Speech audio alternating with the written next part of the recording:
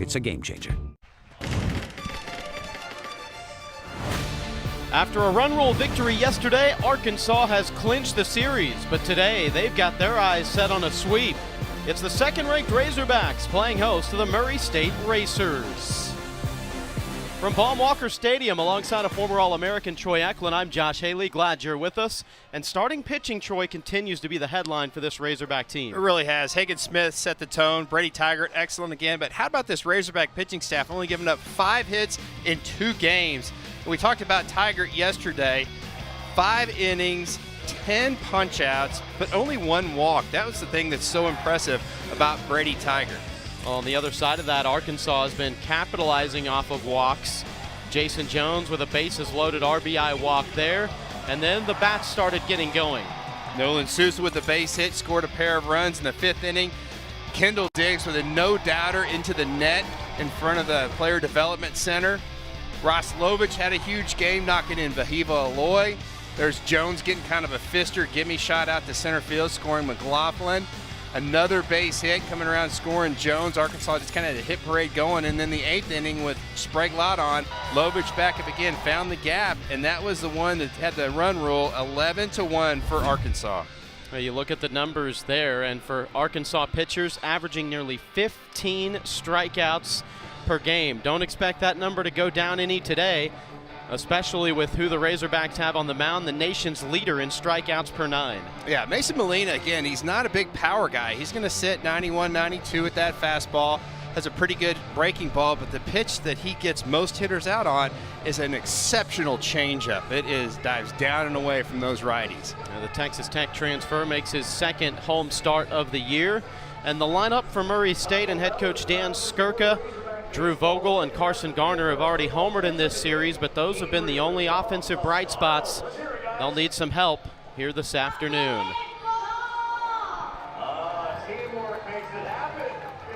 8-2 Razorbacks, 6-1 on the home field this year. Murray State 6-4, 2-4 in road games.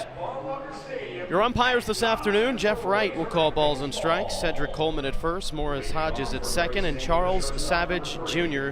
at third. It's 74 degrees and sunny, and the wind is even a little bit more stiff today than it was yesterday, Troy. Yeah, I think we're going to get 15 to 25 mile an hour gusts, probably foul pole to foul pole. Might help something right down the left field line, but it's going to knock pretty much everything else down. So these pitchers really can go aggressively at these hitters because they're going to get some help from that wind.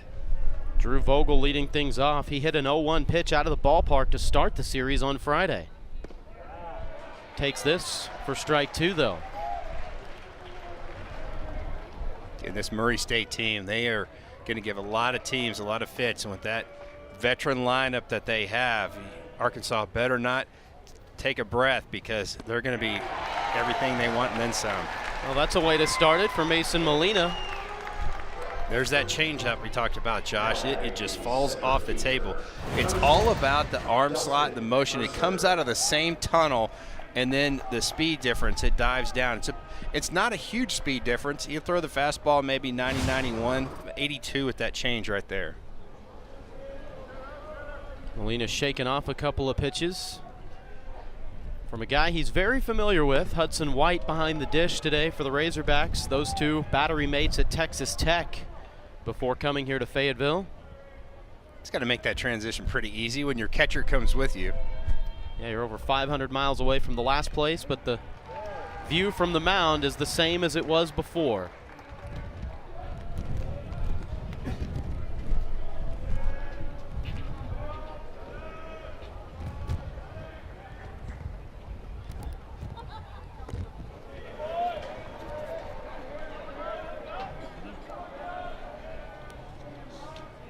Molina goes 6'2", 230 on the mound out of Rancho Santa Margarita, California.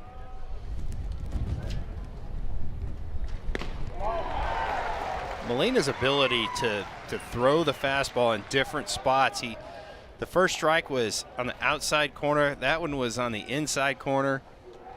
You might see more of a slider instead of the changeup right here, trying to keep it away from that barrel of Mercer. That is career strikeout number 200 for Mason Molina. He joins a list of only 20 active Division I players that have 200 in their career. Just goes right at him with the fastball. 0-2. Number 15, Jonathan. Big 0-2 swing by Mercer right there.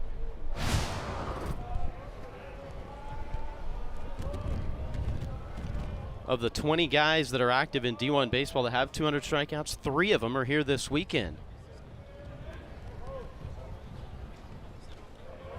Molina, Hagen Smith, the Friday starter, and Jacob Pennington, who we saw out of the bullpen yesterday from Murray State. This is a Murray State team that does have some pop. 13 home runs on the season. They are hitting 280 as a ball club.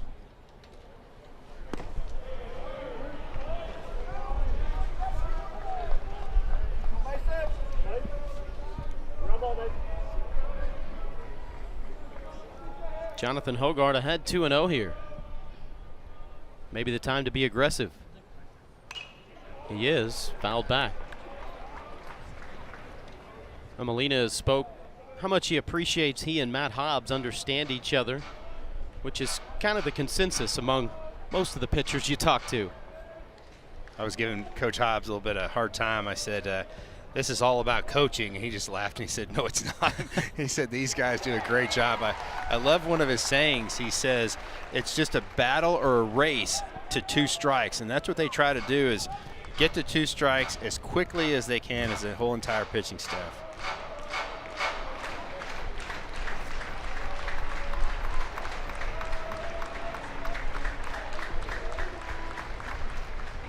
Two. We'll get into the seats.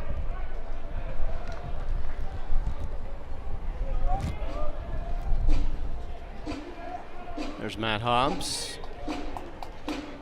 Kind of helped refine that changeup a little bit for Molina. It's been so deadly.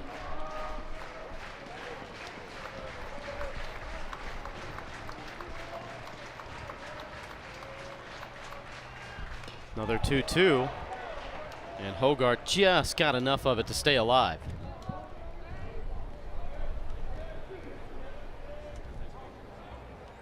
Hogard's reached safely in all 10 games this year. Hogard just got a piece of that one. I mean, got a piece of Hogard himself. So Molina's gone with the fastball, then the slider with 2 strikes. I figure at some point he's going to throw that changeup, especially to the right-handed hitter. It's going to go down and away.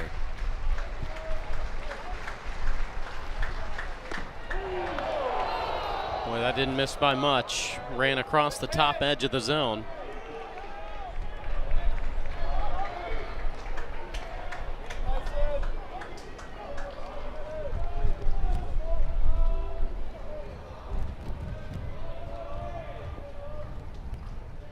The payoff.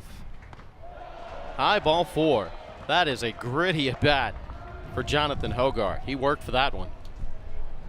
I think that's what you get out of veterans and these racer hitters. They're not going to give in. They've battled all weekend. It's just they've faced a couple pitchers, and Hagen Smith and Brady Taggart, that were really on their game.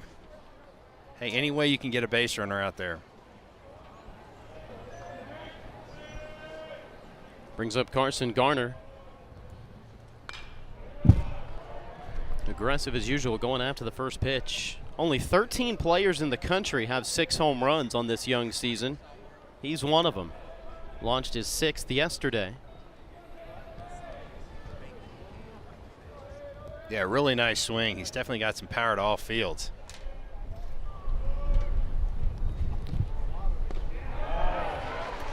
But you talked about all the veterans in this lineup. There's no underclassmen in the Racers lineup.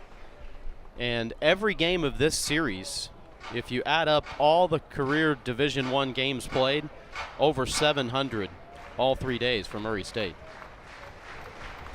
It's a lot of baseball experience and knowledge as Molina will check the runner back to first. So just what Coach Hobbs wants is his starting pitcher getting to 2 strikes quickly.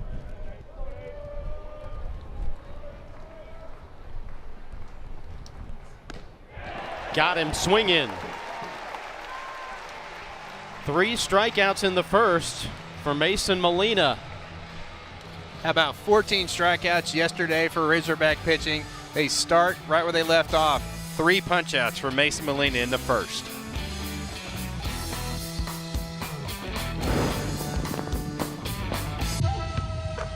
Gentlemen, are you ready to learn the ways of the Dragon Warrior? Dragon Warrior? Pass through the boards! Yes! More skadoosh! Skadoosh! Skadoosh! Now, we must train our minds. Breathe in, breathe out. Where'd she go?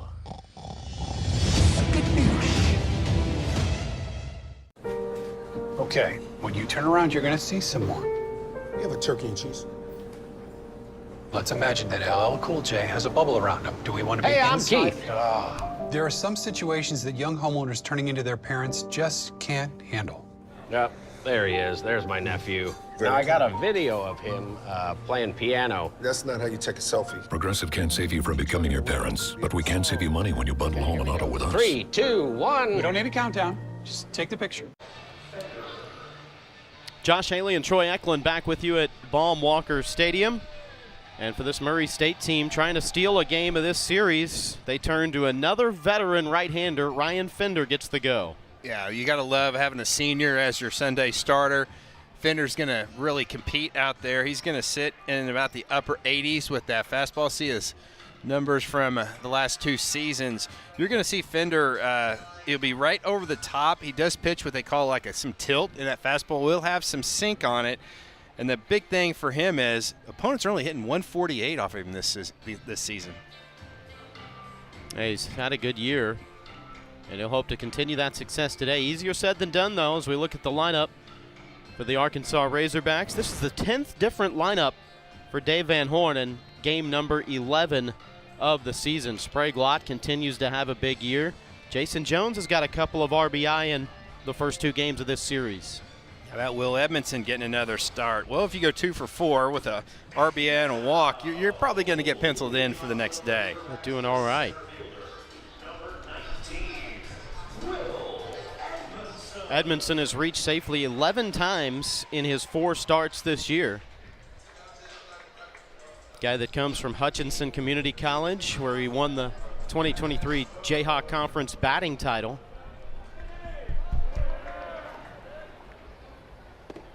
Arkansas has plucked from that Jayhawk League a lot over the course of the years. So much good baseball up in that conference. Yeah, it really is.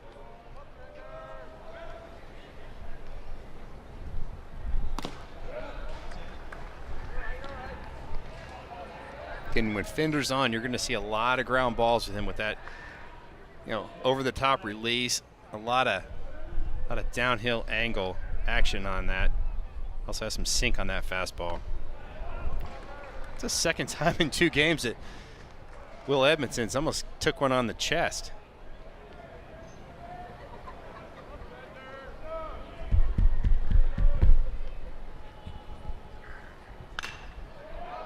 Popped up on the infield. Fender gives way to his communicative second baseman Logan Bland, and there's one down. Well, for any fans who were in this ballpark back in 2021 when these teams met up, they might remember Ryan Fender, but if you blinked, you missed him. He only faced 1 batter, got that batter out, and that was it for him. So he is pitching in this stadium for the 2nd time in his career. As you look at the Racers defensively, the only change is Parker Estes at first, and Taylor Howell moves behind the plate.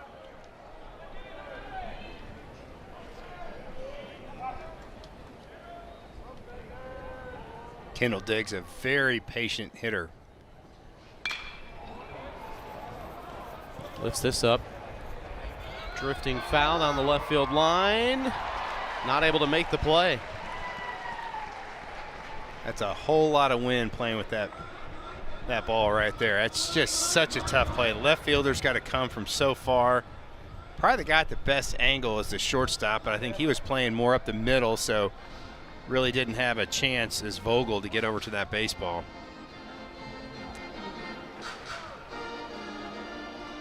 when it's that much wind, it's on its downward descent, you really don't have any clue where it's going, do you? No, it's just, you gotta just try to guess where you think it's gonna land and just run to that spot. See Vogel right there playing right behind second base.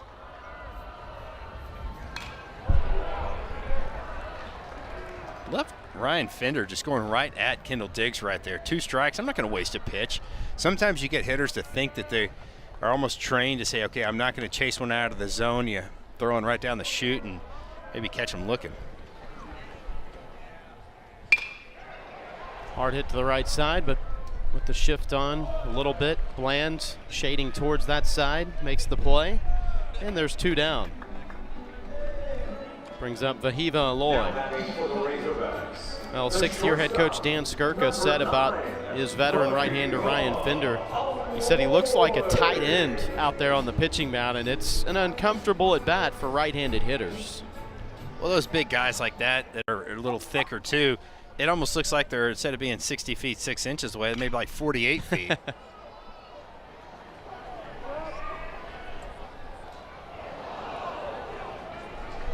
Well, somebody's hands are stinging in the seats. So far, Fender, he's taking advantage of that wind. He's not afraid to throw the ball up in the zone because you're just going to have to actually hit a rocket to get one out of here today.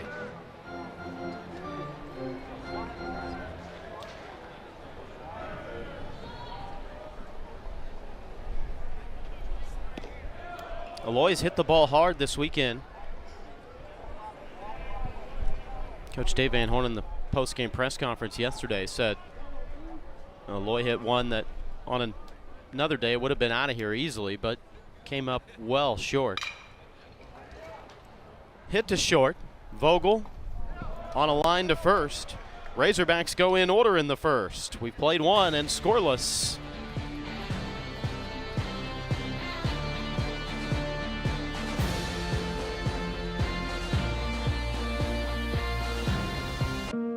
When I was younger, I played make-believe. Now when I close my eyes, I just fall asleep. Dream on, to infinity and far beyond. Maybe they'll take you fabulous places. Maybe you'll wake up right where you belong. But dream on. When are sports more than sports? When your highlight reel opens the door to 4 years of higher education, 0 student loan debt, and NIL earning potential. When your stats include free room and board, nutrition and mental health support, plus medical care with extended coverage. And when your experiences, friendships, and development put you in the win column for life. For college athletes, sports just mean more.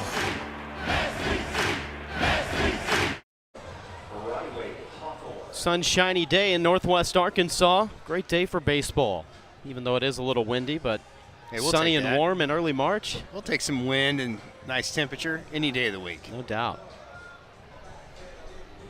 As Arkansas continues this 12-game homestand, the weather is looking a little bit sketchy this upcoming week. 20th pitch for Mason Molina, who has dealt 14 for strikes. Facing Riley Hawthorne here to start this second. Molina was scuffling a little bit with his control in the preseason spring, and when the lights came on and the game started, he's really dialed it in.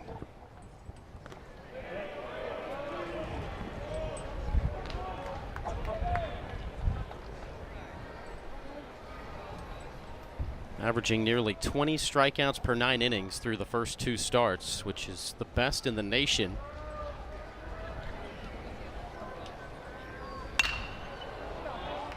High in the air to center. Edmondson tracks it. And he's got it for out number 1. That thing had some hang time on it. That wind just kind of held it up there.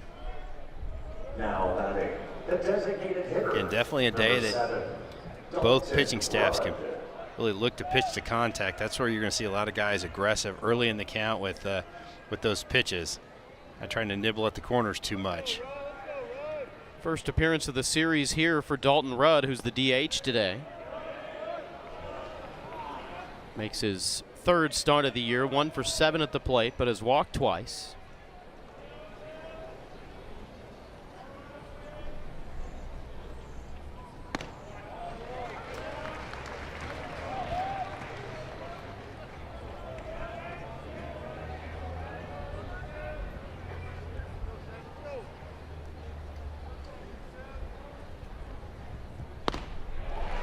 Okay, Josh, I got to ask you, are you a fan of the old school look like Mason Molina with the pants kind of low, or the high pants with a lot of socks showing like Rudd has at the plate? It's a totally different look.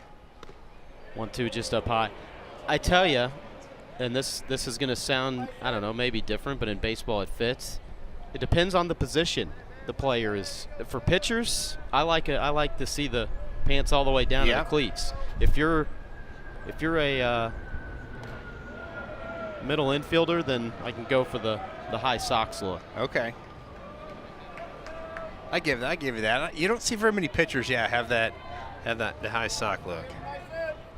I like the contrast of the color. I'm a high sock guy. It does look good, depending on the color combination, and this is one of them.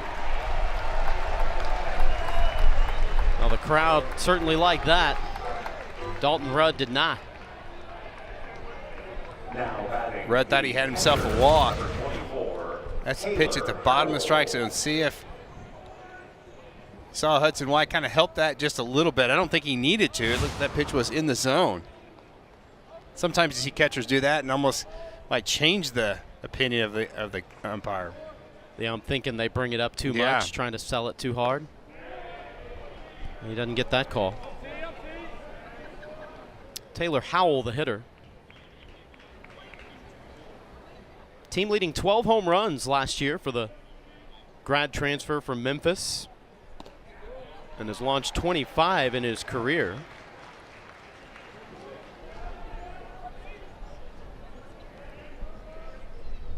Yeah, big kid with he's just one of those guys who just like muscles the baseball.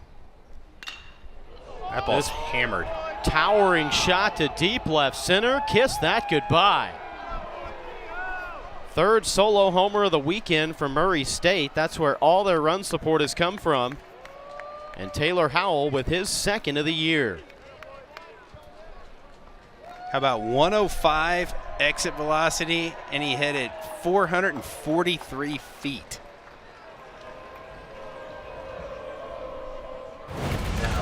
This ball is absolutely crushed. A fastball, belt high,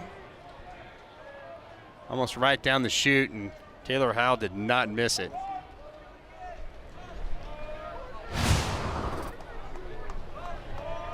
It's the first home run that Molina's given up this year.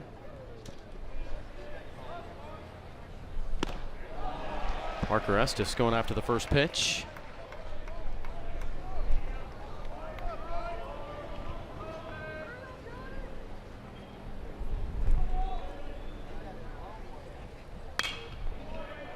Molina gave up 10 homers last year in 83 1/3.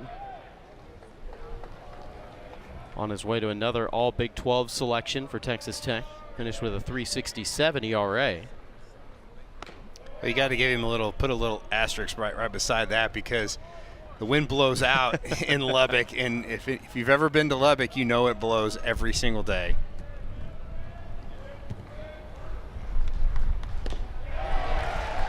Good rebound from Molina as he gets Estes swinging. But Murray State on the board first. Taylor Howell with a monster home run.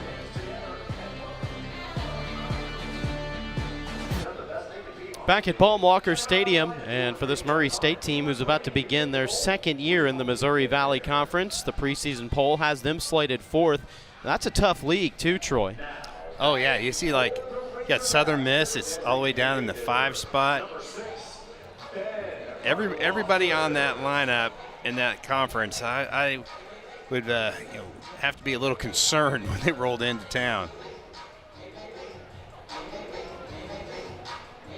There wasn't anybody in the conference that they did not beat last year. I think that just says a lot about Coach Skirka and the whole entire Murray State staff of really trying to keep those players up for every single series.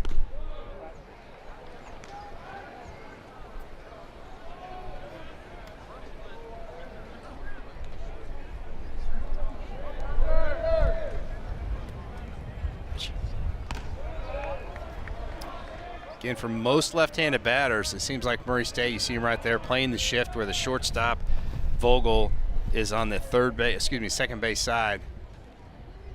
Or first base side of second base, excuse me.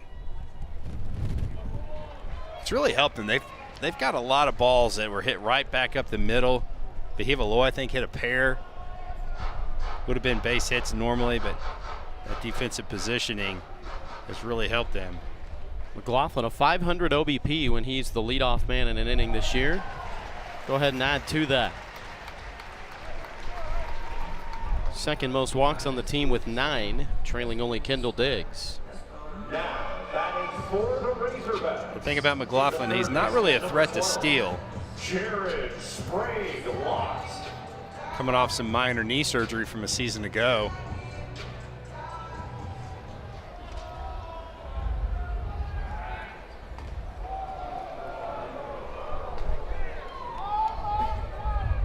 Sprague Lott, the hottest hitter for Arkansas, coming in this ball game, hitting .438.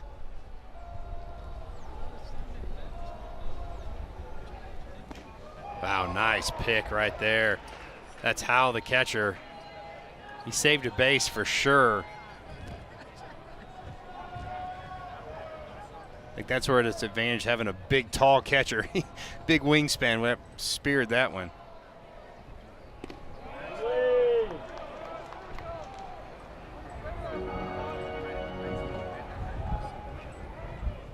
Big opportunity for Sprague Lott to shoot one to the right side. Big hole between the first and second baseman. McLaughlin back safely.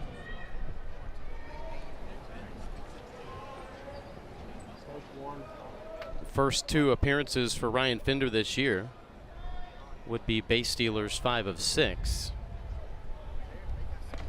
But more of an indicator on how well he holds runners, keeping them close more so than whether or not we would expect McLaughlin to steal, as you alluded to. This race got scraped up a little bit there. Yeah, I think so. This Racers pitching staff, the starters anywhere, pretty quick to the plate. Fender's going to be around 1.35 up to 1.5. You want to be probably 1.4 below if you can be, to give your catcher a shot to throw them out, but they're pretty quick to the plate.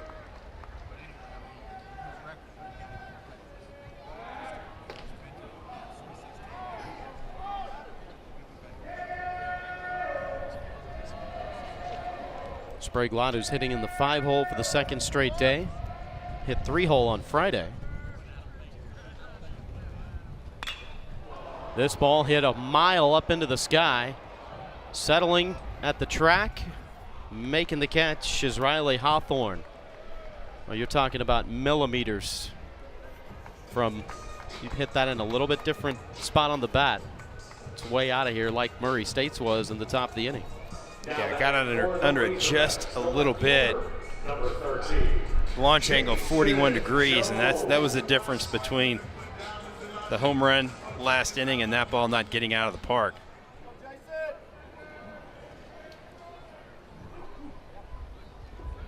Well, Jason Jones knows about hitting them out of here. He's hit 2 this season. Both came on Tuesday against Grambling.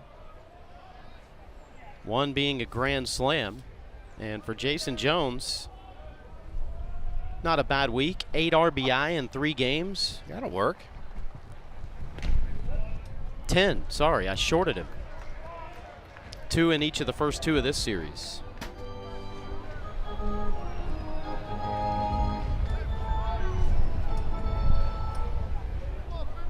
Team leading 12 on the year for Jason. But after, he hit 2 on Tuesday, maybe adrenaline's going a little bit. We've seen him up at the plate with the bases loaded a couple times in this series. He took that bases loaded walk yesterday really mature at bat. Yeah, you can see him develop right there. What a pitcher's pitch right there by Ryan Fender.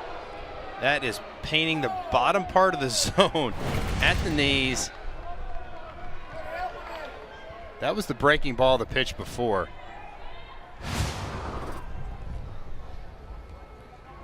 Catcher called timeout there, had something in his eyes.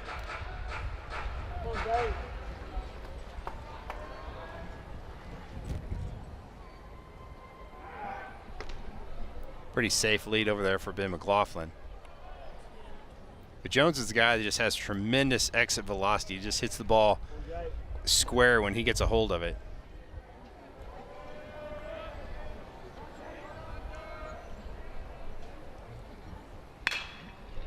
Hard hit. Bland's got it to second for one. Fancy double play. 4-6-3 to end the inning. A leadoff walk goes for nothing. The pitcher's best friend, Ryan Fender, throws a pitch that just is drilled to second base. Really nifty play right there by Bland, and that is as smooth as you can get on the 4-6-3 double play.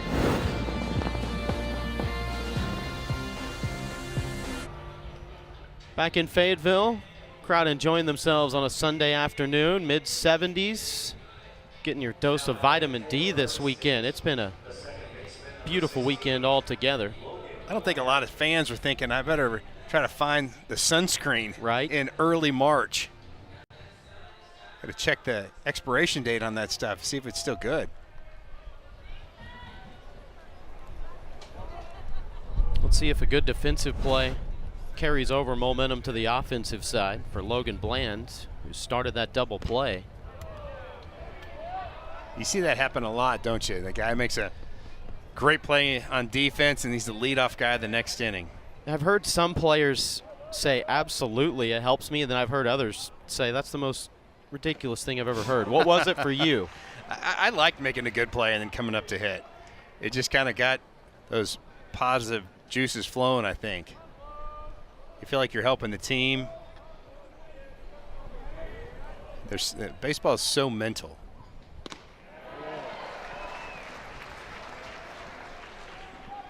Logan Bland is the only racer that is not struck out this weekend. Every other starter has struck out at least twice.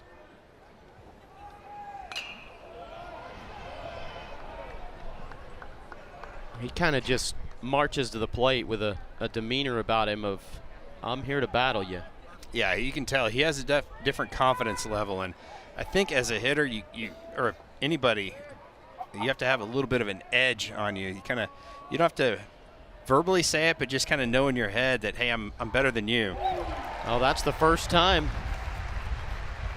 You cursed him.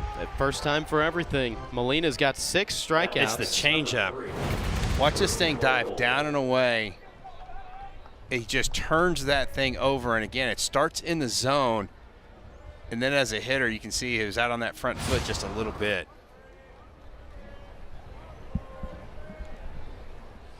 Drew Vogel knows the feeling. Molina struck him out with a changeup to start the ball game.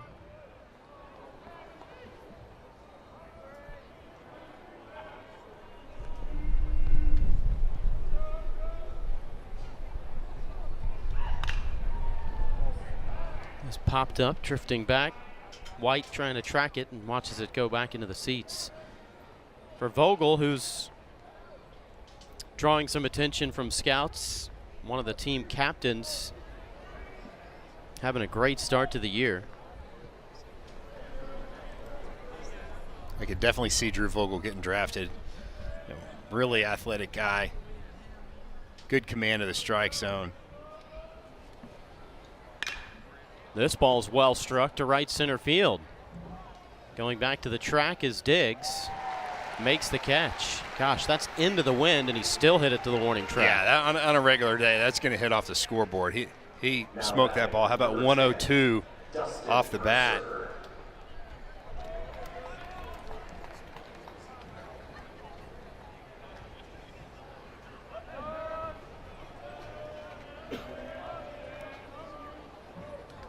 Two outs, base is empty for Dustin Mercer. Molina struck him out first time up.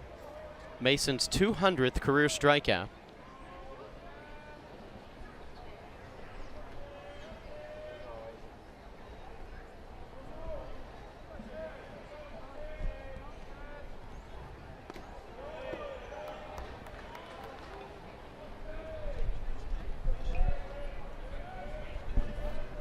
They've managed to work the pitch count up.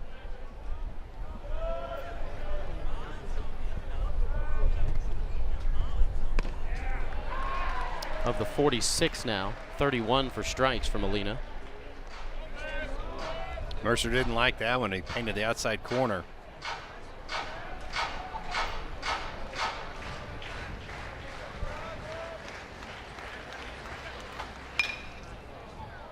Popped up. Wynn pushing it foul. Hey, how about that catch? That's why you bring your glove to the ballpark. Prepared. Well, the Razorbacks as a team have fielded at 980 or better in each of the last 3 seasons. So if you're a fan and you bring your glove, you better make the play. You've got to. You've got to. And I think that's a new thing that they've got going on. They're going to give fans an error if they drop a ball in the stands. That's rough.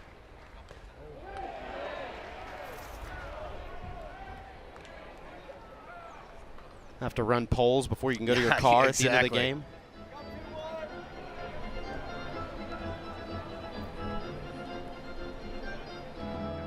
Mercer trying to spark something here with 2 outs. Choking up a little bit with a 2-strike approach. Really holds those hands close to the chest.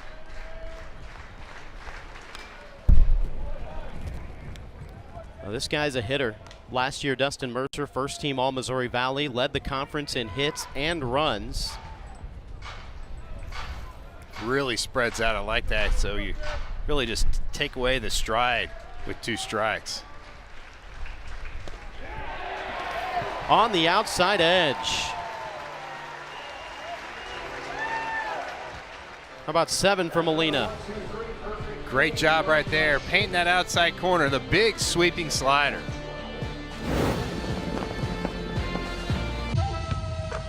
Gentlemen, are you ready to learn the ways of the Dragon Warrior? Dragon Warrior? Pass through the boards! Yes! Or skadoosh! Skadoosh! Skadoosh! Skadoosh! Now, we must train our minds. Breathe in, breathe out. We should go.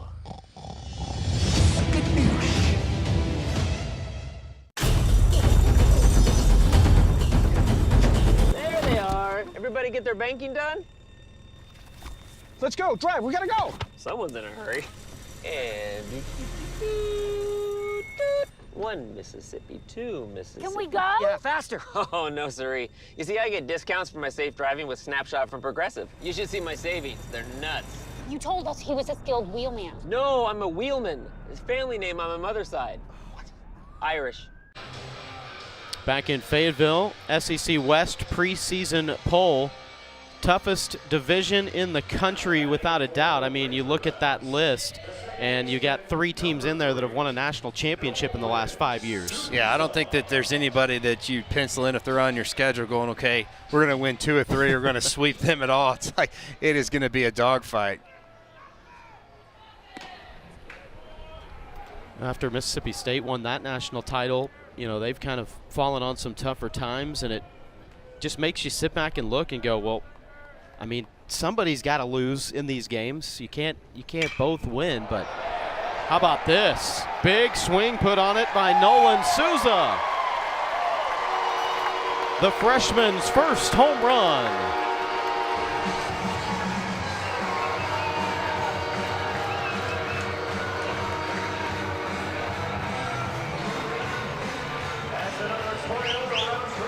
What a big swing right there by Nolan Souza. How about 108 to the opposite field? And people don't realize that Souza's a big kid. He's like 6'3", 200 pounds. So he is built not like your typical freshman. He got all that one halfway up the seats.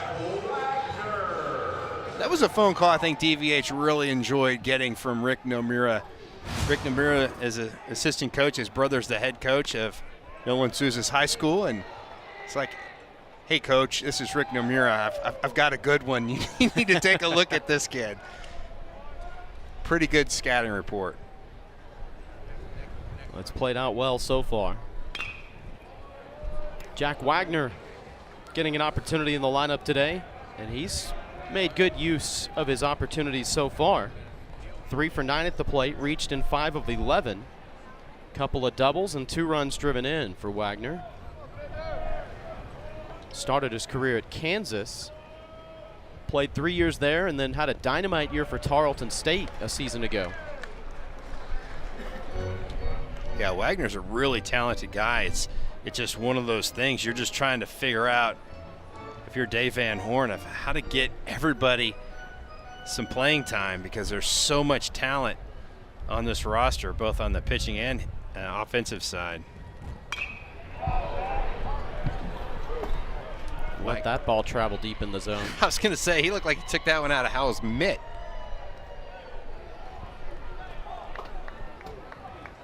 "15 homers a year ago for Tarleton State for the Wichita native Jack Wagner.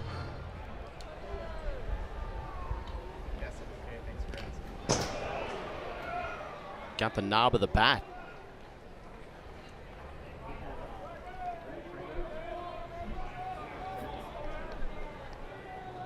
That had a different sound to it, didn't it? It almost sounded like it caught him on that elbow guard, but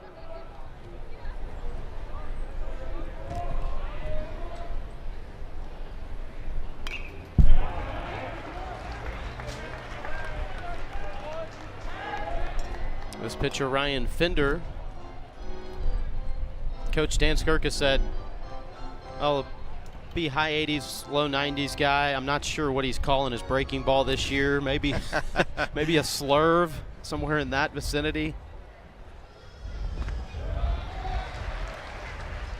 pitchers are a little different. Whatever works for you, as long as it's got some success to it. Yep. Limited to just 2 games a year ago due to injury, but they're happy to have him back and expecting a big year from him.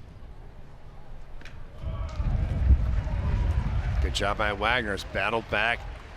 Was down 1-2, and now he's got the full count.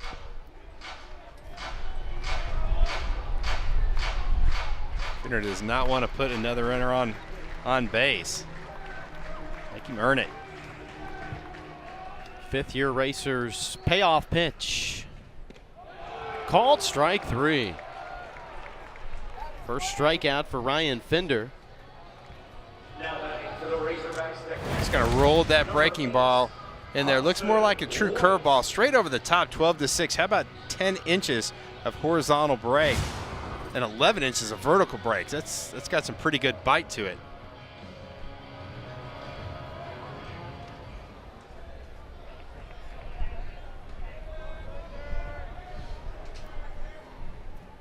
Bottom of the lineup, Hudson White.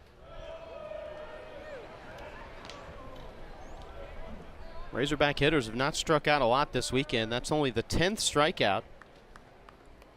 Comparatively, they've taken 13 walks. Now on the other side, coming into this game, Arkansas pitchers had struck out 34 and walked just 3. Wow. That'll win you ball games right there. Indeed it has. 1-1. White knocks it through the right side.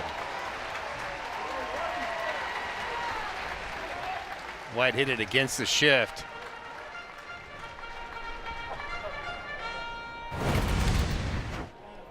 Really good job by Hudson White. That's a fastball up in the zone. Boy, just pulled those hands inside the baseball to keep that barrel on plane. Seen a lot of Razorbacks so far today have a lot of pop-ups. Really good flat swing by Hudson White.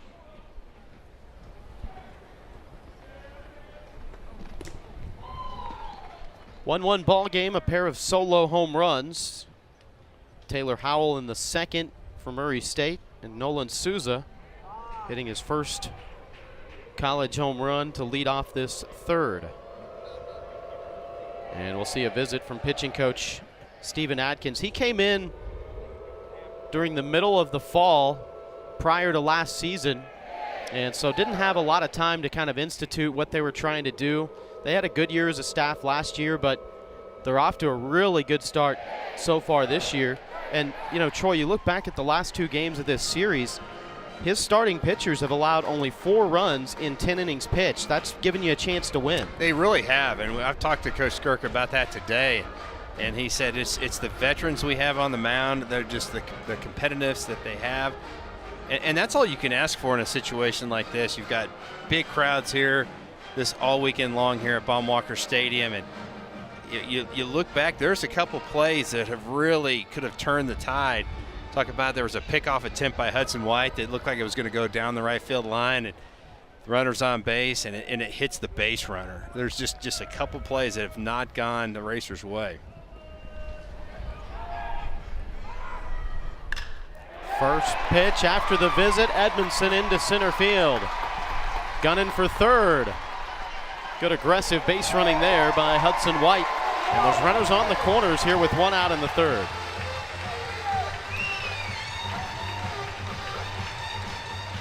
I agree, Josh. I love the aggressiveness of Will Edmondson. He gets a pitch right where he wants it, up in the zone, away. Again, just a perfect piece of hitting. You try to pull that baseball, that's going to be a ground ball double play to shortstop. And really, Hudson White runs very well for a catcher. Easily gets from first to third. Murray State has got Alan Roulette warming up in the bullpen. He's been their long reliever this year. He's been so good.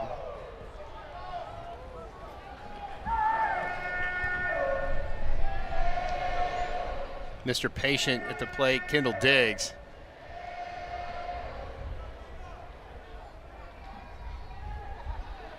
And you can say that again. He saw 25 pitches yesterday. I don't know if I saw 25 pitches in a month when I played. I was like Edmondson. I went after that first pitch.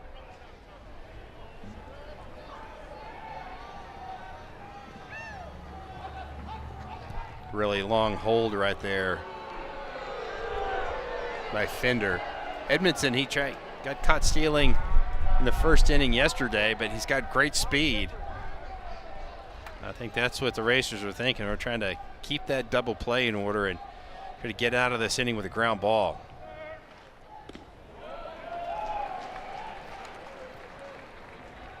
Well, Diggs is a guy that knows his strike zone, and he's not going to stretch it for a whole lot of people. Team leading 10 walks on the year, including 2 yesterday.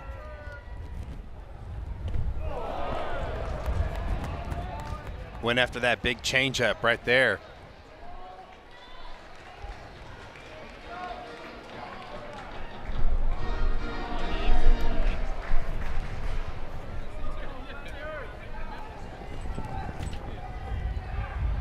Fender does a nice job of kind of varying his holds.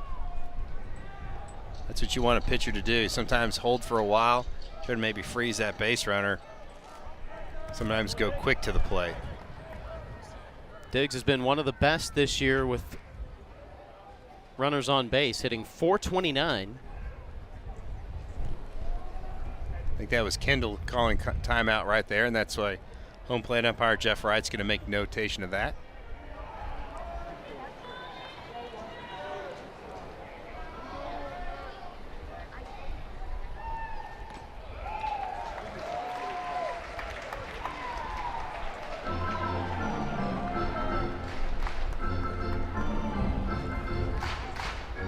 Preseason All-SEC first team selection, Kendall Diggs, by the conference coaches. Not a bad count to run on right here, 2-1. You think the batter's going to get something good to hit.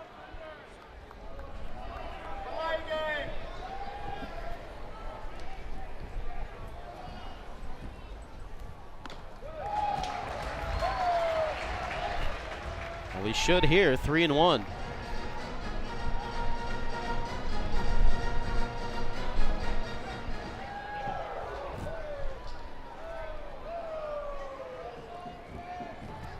big lead by Edmondson. Breaking ball in for a strike, and now it gets interesting. Tie ball game, runners on the corners. A full count to Kendall Diggs. Well, you feel like the Diggs is going to put the ball in play, and his job is at least to get the ball to the outfield to score that runner on third.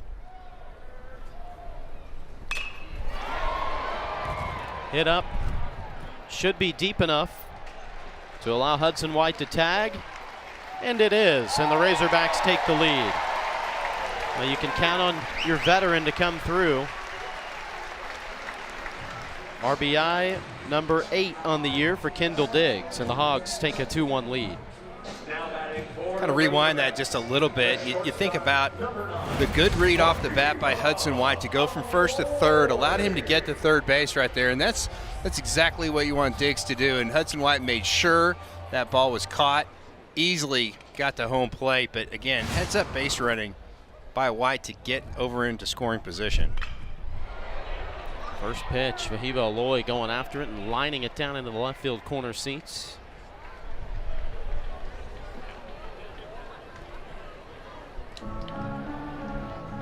Really hitting the ball hard this weekend. Aloy, a couple of hits on Friday with an average exit velo of 102.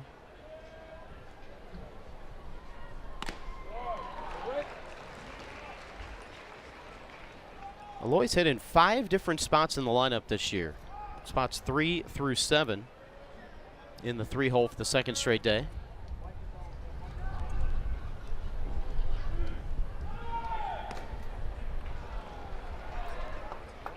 I feel like that's one of those signals that Dave Van Horn is giving to Vahiva Aloy, saying, hey, we feel like you're swinging the bat. We know you're going to drive in runs. A lot of confidence in you, and it does something as a hitter, knowing that you're kind of in one of those RBI slots. Preseason All-American from Wailuku, Hawaii. On the Golden Spikes Award preseason watch list. After a consensus freshman All-American season at Sacramento State in 2023 that saw him bat .376.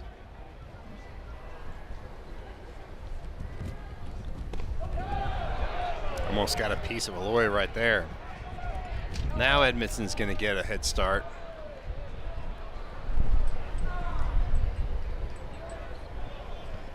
Estes, the first baseman, is going to play behind Edmondson quite a ways. Edmondson's going to get about a 20-foot lead right here.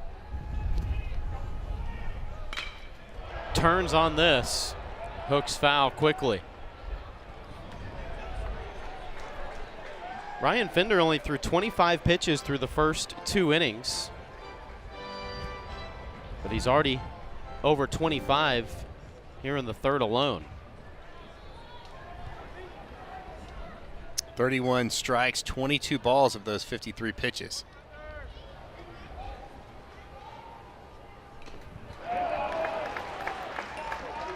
Aloy got just a piece of it. Hal tried to sell it, but he just didn't catch the ball. Just a tip. He thinks he's got it. He's like, oh, there it is right there. Nope. Don't have it.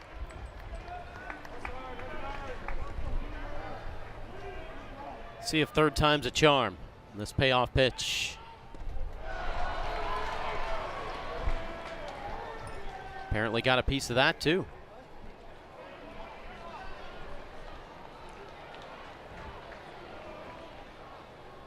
I don't think Dan Skirka agrees. Did he say catcher's interference? They're going to let the runners stay at second base.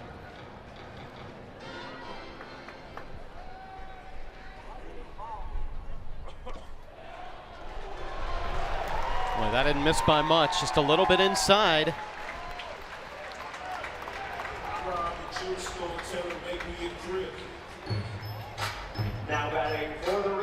Second walk that Fender has issued. A breaking ball, it just almost kind of backed up on Fender. Does a good job of Hal trying to pull that in. It definitely was right off the plate, about a baseball in.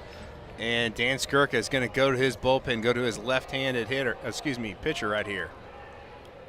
Now we expected to see Alan Roulette today at some point, and it'll come here in this third inning. 2-1 lead for the Arkansas Razorbacks. We're back to Baum Walker Stadium in a moment.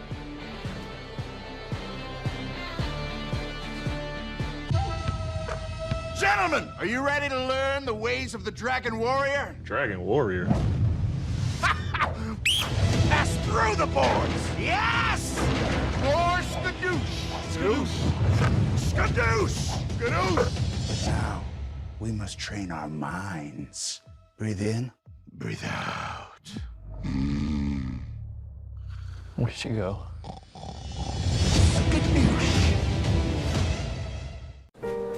Okay, when you turn around, you're gonna see some more. You have a turkey and cheese? Let's imagine that LL Cool J has a bubble around him. Do we want to be inside? There are some situations that young homeowners turning into their parents just can't handle. Yep, there he is. There's my nephew. Now, I got a video of him playing piano. That's not how you take a selfie. Progressive can't save you from becoming your parents, but we can save you money when you bundle home and auto with us. 3, 2, 1. We don't need a countdown. Just take the picture. Murray State going to their bullpen, and it's the long reliever's turn. Lefty Alan Roulette gets the call. Troy? Yeah, Roulette is another senior. And again, he's not going to blow you away with a fastball. It's going to sit about mid, maybe upper 80s. It's that 3/4 release slot. His slider has a lot of sink to it and sweep. The fastball, he can really spot it. He is tough on left-handed hitters. How about this? Lefties are hitting 111 off of him this year. So it is almost kind of like the Stone Hewlett for Murray State. See if Ben McLaughlin's going to have any luck against that lefty. You can see he sets up on the first base side of the rubber, and those lefties a lot of times will throw across their body. They almost kind of stride to the on-deck circle and then release that baseball, and it starts at the back of that left-handed hitter.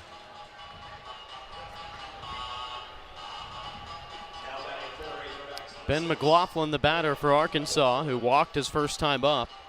So Ryan Fender goes 2 2/3, 3 hits, a strikeout, and 2 walks.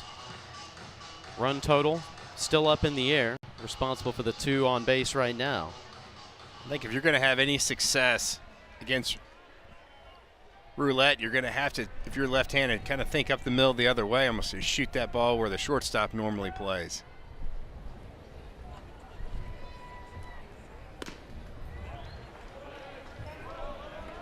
McLaughlin, the second best 2-out hitter on the team a year ago at .333.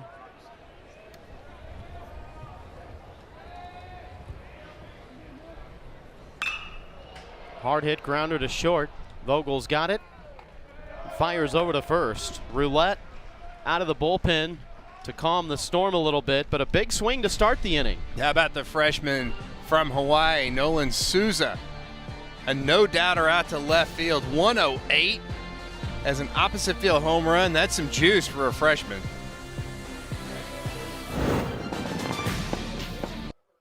So that first guy, Hagen Smith, they say, how is he doing? And I kind of don't really say anything. I just kind of laugh because there's nothing like it. I mean, I was sitting down there the other day trying to figure out what I was doing wrong in my delivery, and I pulled up a video of him, and I was like, well, I'm going to try to emulate that a little bit more. So it's like, I mean, he's a unicorn. He's going to come in here and act like he is the most humble person in the world, and it's super cool to be around him every day. And I think the competitiveness that me, him, and Brady all have together, kind of like who can do the best at each outing and stuff like that, has really helped our whole pitching staff.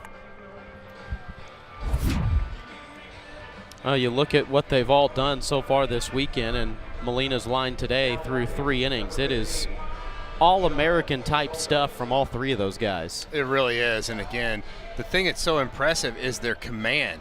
Each having 1 walk up to this point, and you feel like that Molina's probably going to get up into that double-digit strikeouts as well. First pitch of the 4th, Jonathan Hogarth popped up, foul territory, tracking it. First baseman Wagner makes the catch.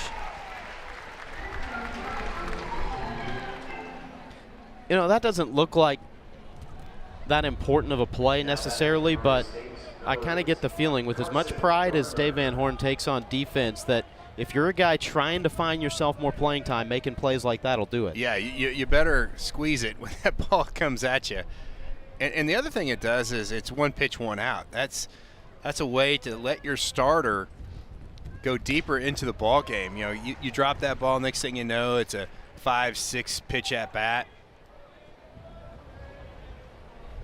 Have a seasoned Carson Garner. That's some nice numbers early on.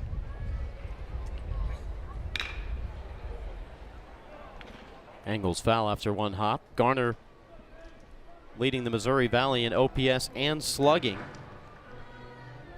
He knows how to take a base as well, though. He's also got a team-leading 11 walks. You hit 5 home runs in the first 5 games of the season. You're not going to see a whole lot of strikes after that. Yeah, you're going to get pitched around just a little bit, and that's where that patience and being an upperclassman really helps out. He finally got a hold of one yesterday.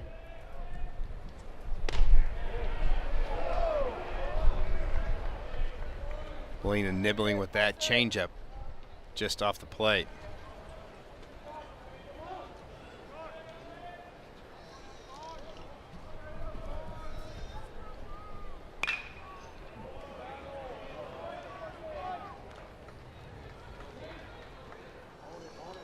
Five combined homers hit this weekend.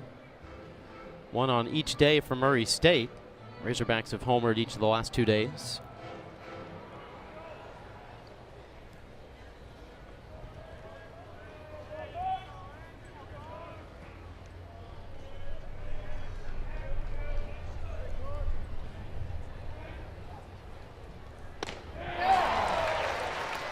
For Molina, strikeout number 8.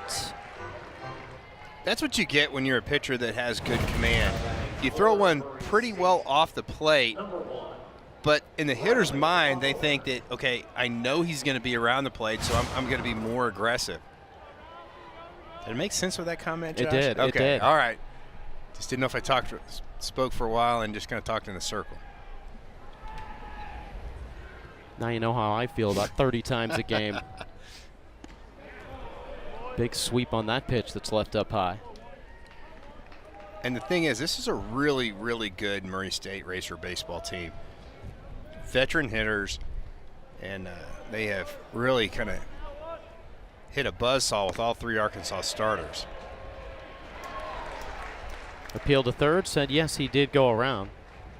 Yeah, so much versatility gives Dan Skirka and his staff a lot of options. This guy is as good of an example of that as any, Riley Hawthorne. Last year, the bulk of his starts were at shortstop in replacing the injured Drew Vogel. In 22, he was a second baseman. Now he's playing third base and outfield for the first time. But Coach Skirka said, you know, it's no reservations there. You just write the lineup. You don't even have to tell the guy. He'll go play anywhere. Well, you got to love those guys on the team. They're just all about the team. Molina sits him down, faces the minimum 3 in the 4th, and 9 Ks for the lefty. Molina really feeling it, the big slider. How about a lot of horizontal break on that one?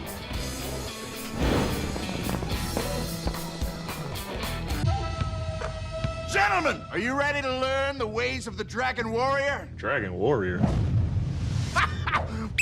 Pass through the boards! Yes! More skadoosh! Skadoosh! Skadoosh!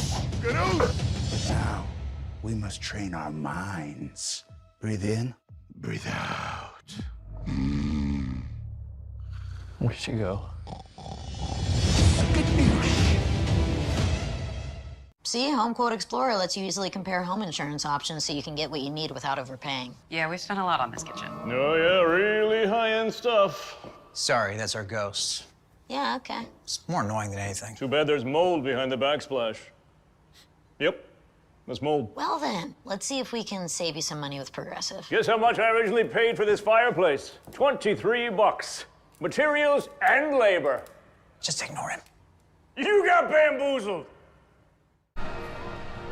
2-1 lead for Arkansas as we move into the bottom of the 4th. Great day, sunny and mid-70s at the ballpark. It was sleeting here on Thursday night. That cleared off quickly. Well, it's just kind of the weather this time of year, this part of the country, though. Never know day to day. Alan Roulette back to work. Lefty reliever taking over for the starter Ryan Fender last inning and retired the first batter he faced to get out of the inning. Fender finishes with 2 2/3, 3 hits, 2 earned runs, a strikeout, and 2 walks. Arkansas really made him work in that 3rd inning after he got through the first 2 and 25 pitches with only 1 base runner.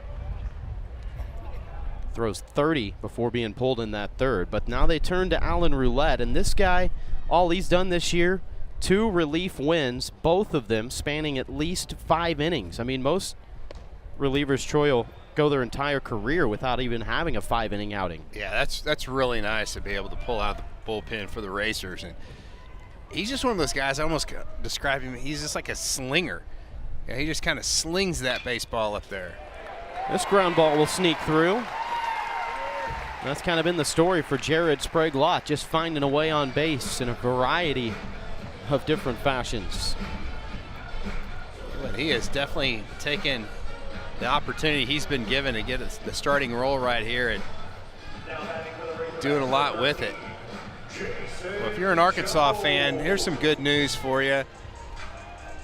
Peyton Stovall, the last couple days, has taken some batting practice. So he said he's not really sure exactly when he'll come back. He thinks pretty confidently for the Missouri series for conference play, but he's looking pretty good. I told him, I said, that's one way. If people don't know, he broke a bone in his foot taking a pitch off in a scrimmage. And I said, that's one way to not get on that front foot and keep that weight back. He goes, yep, you're exactly right there. He's excited, looked really good. Who knows, he might be back a little earlier, but you know, you never know. Last year it was a thumb injury on his glove hand that forced Stovall to miss time early on in the season as Jones punches this through the 5-6 hole. Back-to-back singles to lead off the bottom of the 4th for Arkansas, but back to that point, you know, with Sprague-Lott playing so well, Peyton Holt is playing well also, then you might kind of have some deciding to do on what you're going to do with positions at 2nd and 3rd and the DH spot. That's right. How about Jason Jones? When you hit the ball so hard that the infielder barely has a chance to react, 110 off the bat of Jason Jones right there. Pitch gets away and both advance. That one went behind Souza.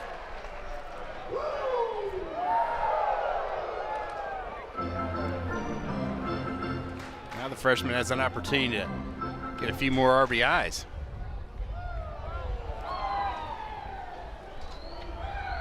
He's driven in runs in his last 2 plate appearances. Yanks this foul. A 2 RBI base hit yesterday.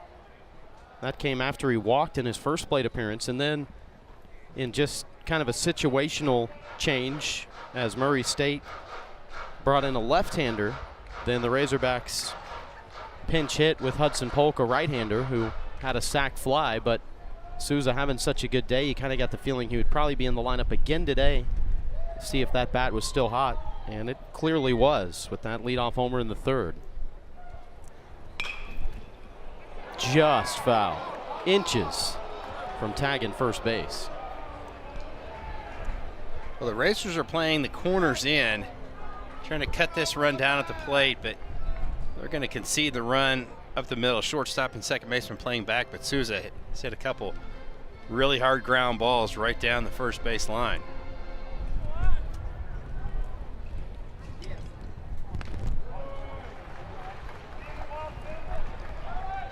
Good take there on 1-2.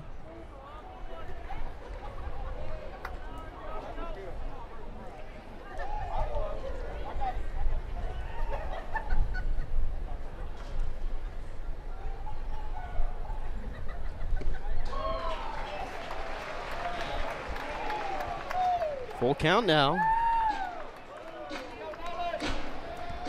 Still think if you're Souza, you've got to think up the middle the other way. You want to stay back on this breaking ball. Smoked back up the middle. Sprague Lawton to score. Jones comes in. 2 RBI hit for Nolan Souza. And he's got 5 RBI in his last 3 trips to the plate. Have a day, Nolan Souza. Got the fastball right over the plate. Smoked it right past Vogel. He was playing up the middle. That ball's just hit too hard. 108 off the bat of Nolan Souza.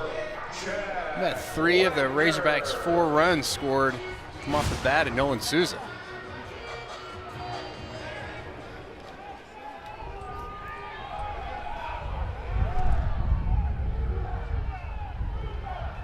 Checks him back to first base. Jack Wagner at the plate. Worked a full count first time up before being struck out by the starter Ryan Fender.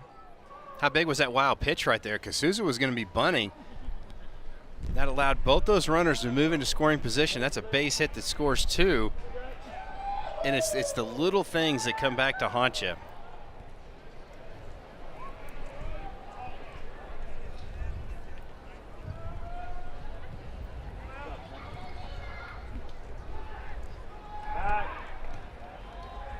Well, that was a really good move right there by Rowlett. Had the freshman Souza. He was already leaning back to first and almost still buckled his knees.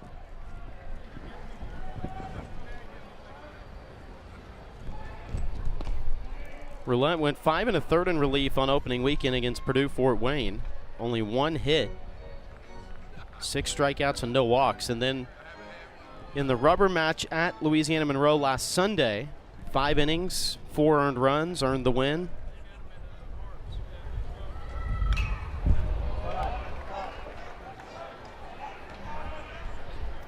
He's pretty crafty out there. Dan Skirka said sometimes he'll quick pitch you.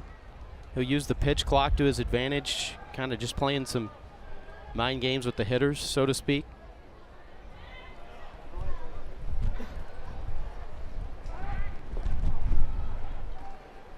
Mixes different looks, different leg kicks.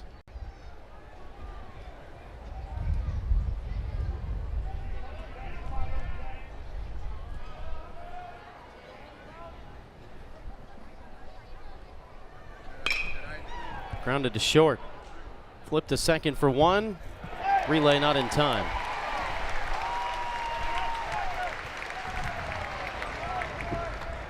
It's one of those where you're happy for the slow exit velo. 62 miles an hour off the bat.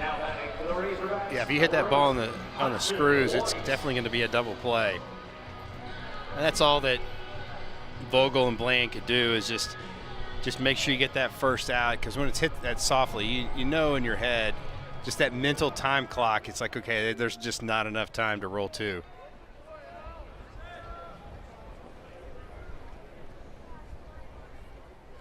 Crowd really getting quiet before the first pitch to White. Lifted up into right field. Hogart makes the catch. 2 away here in the 4th. 2 runs each of the last 2 innings for the Razorbacks to take a 4-1 lead after Murray State had a solo homer in the 2nd to jump out in front. Maybe this is the time of the afternoon when they normally have a nap and they're just kind of getting a little sleepy. The sun will do that to you, especially going down the third base line. Yeah, not to mention if you've already got some nachos or a hot dog in you. You know that there's been some good food eaten.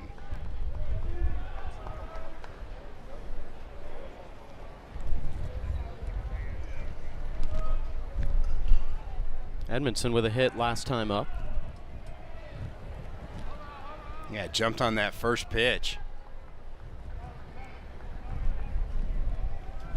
Strikeout counter there, taped to the wall. You know that group's staying awake at least. They are accurate with their Mason Molina strikeout total, 9 for the Razorback lefty.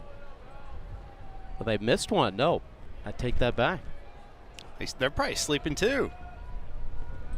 Maybe Wagner's blocking one. Can't ever tell.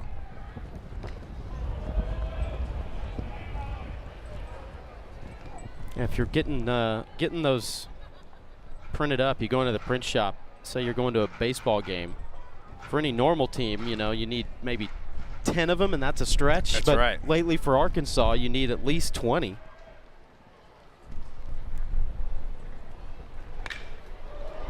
Tension getting foul ball.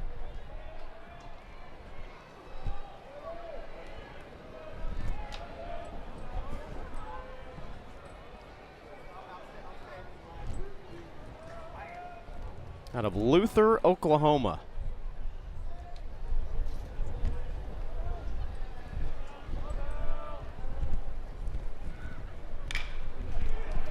He's got wheels. This can be trouble, but a really nice play by Carson Garner. Arkansas striking for 2 more here in the 4th. Big swing of the inning was the freshman Nolan Souza.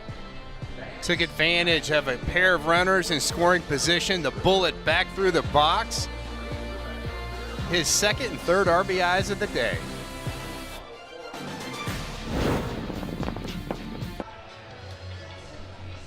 Now this Murray State team loaded down with veterans, and a lot of those seniors you see there are graduate, 5th, some 6th-year seniors, in fact. But a ball club, you can go to an environment like this against a tough team and, you know, not be worried that they're going to buckle under the pressure.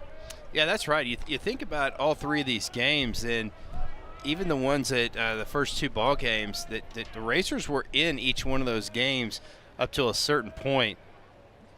Even yesterday's game, there was a chance when Murray State came up with the tying run at the plate. I think it was like 4-1 at that time. And then Arkansas just kind of had some good breaks go their way and then just kind of ran away with it at the end. Yeah, they had the tying run on base in the 8th inning on Friday as Rudd lines this into left for a base hit.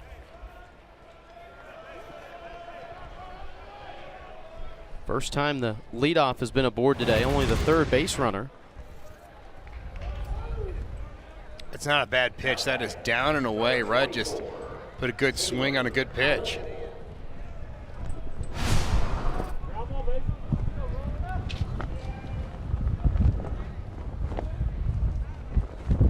This is a Murray State team that doesn't run a lot, but when you have a left-handed pitcher on the mound and you're also down 4-1, you really don't want to run yourself out of an inning. So you're going to probably see Rudd kind of stay put.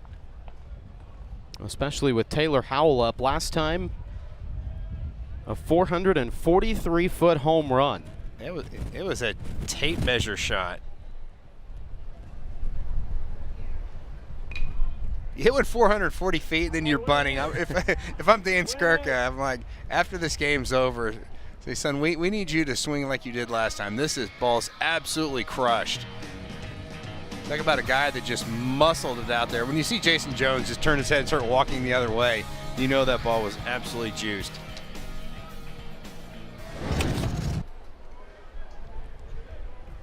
That would have ranked top 5 amongst longest home runs that Razorback hitters hit last year. Arkansas hit 84 of them a season ago. The farthest being a 470-foot bomb by Jared Wagner. I don't know if I could hit a golf ball that far. That's insane.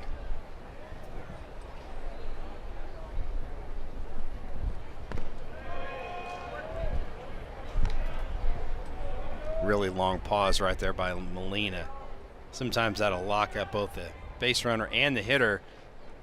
A lot of times you see pitchers that when they hold the ball that long, it's really tough for them to come back and throw a strike.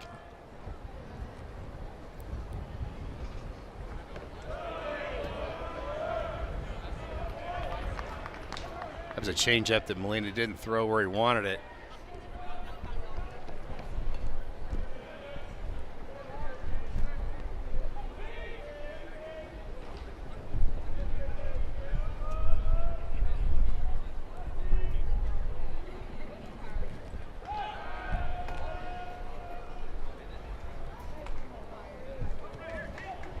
Defensively, Arkansas has got Aloy kind of playing the normal shortstop position, not really pinching up the middle, but Souza is definitely shaded over towards second base. He's going to take the throw that runner at first, Rudd tries to take off. Count is full now. I think it got him on the knee. Did it? Indeed. Big sweeping breaking ball.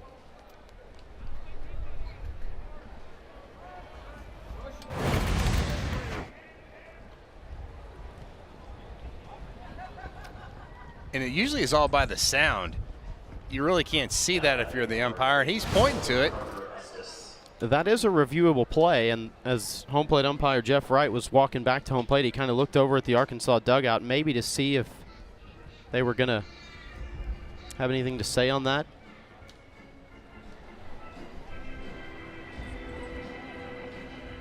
That's only the second batter that Molina has hit this year. This is a really good mound visit right here by Matt Hobbs, the pitching coach for Arkansas. He's going to go in there. That was an all positive conversation, but there's no outs. There's runners on first and second. And like we talked about before, we get the tying run stepping into the box for Parker Estes. So if you're Arkansas, this game can get really tight really quickly. Fourth-year player Parker Estes, he hit a 2-run homer on Tuesday as a pinch hitter.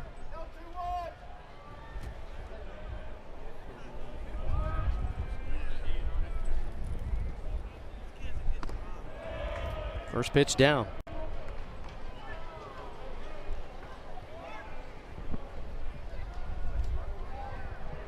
Got the start at the DH position on Friday. Yeah, it seems like Molina's command is kind of eluding him a little bit right here. Showed bunt, pulled it back. So it was up high. Borderline pitch right there that went the Racers' way.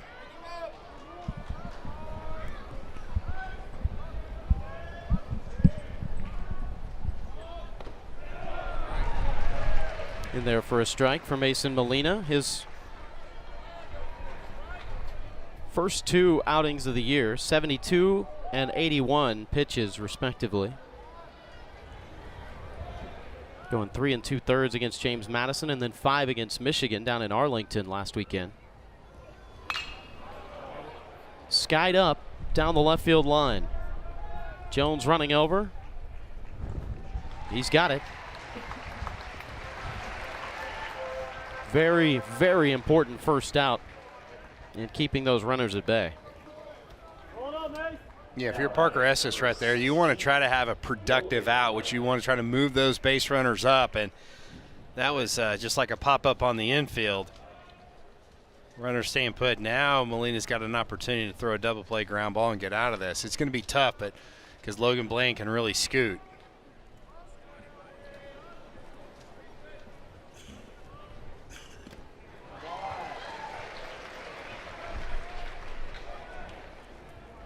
Now, Coach Dan Skirka said that Logan Bland was kind of looking forward to this weekend because a switch hitter hadn't got to see much left-handed pitching, although, you know, you can't really say you're looking forward too much to facing All-American caliber arms like Hagen Smith and Mason Molina.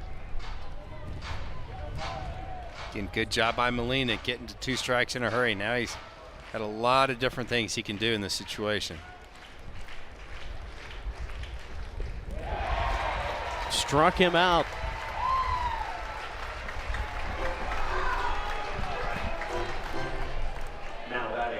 That's 10 now for Molina.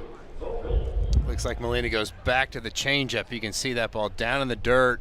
A lot of confidence that Molina throw that pitch that Hudson White's gonna, even if it does hit the ground, that he's gonna smother it.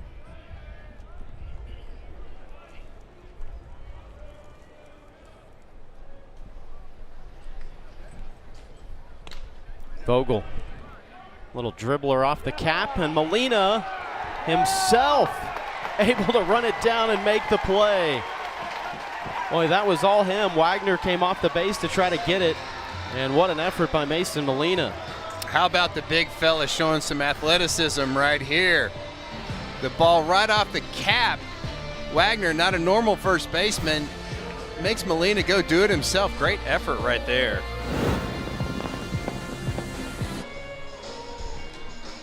Good day to just kind of lay back and chill, taking a ball game and maybe taking a few Z's during the innings. Busy day in the SEC this Sunday, but yesterday you see some of those scores. How about Clemson and South Carolina going to extra innings? LSU and Louisiana, the Raging Cajuns gave them all that they wanted. That Georgia game, Georgia and Georgia Tech. Georgia was so close to winning before rain washed out Friday's game, and Georgia kind of came out with a vengeance on Saturday. Every run in that game was courtesy of solo homers, 4 of them. Speaking of, Kendall Diggs, solo homer to lead off the 5th inning yesterday. See if he can mirror that performance today.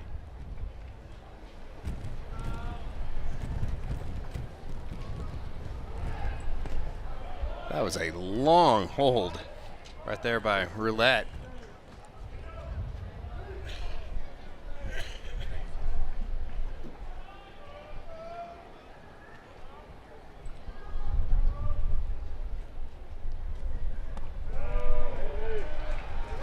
Tell you what, that's been the pitch that Kendall Diggs has been very impressive to lay off of, is that pitch down out of the zone. You're going to pound that baseball into the ground and have a lot of ground outs if you chase that one.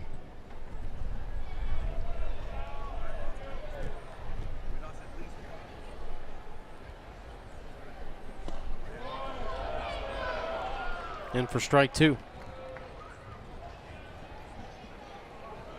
It's a great pitch right there by Rowlett at the bottom part of the zone.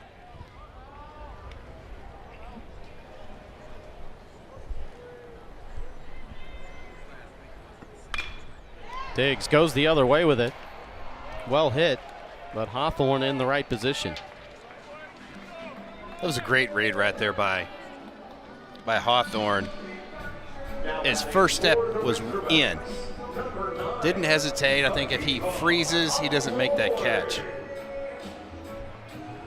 Again, talked about him. He's played so many different positions.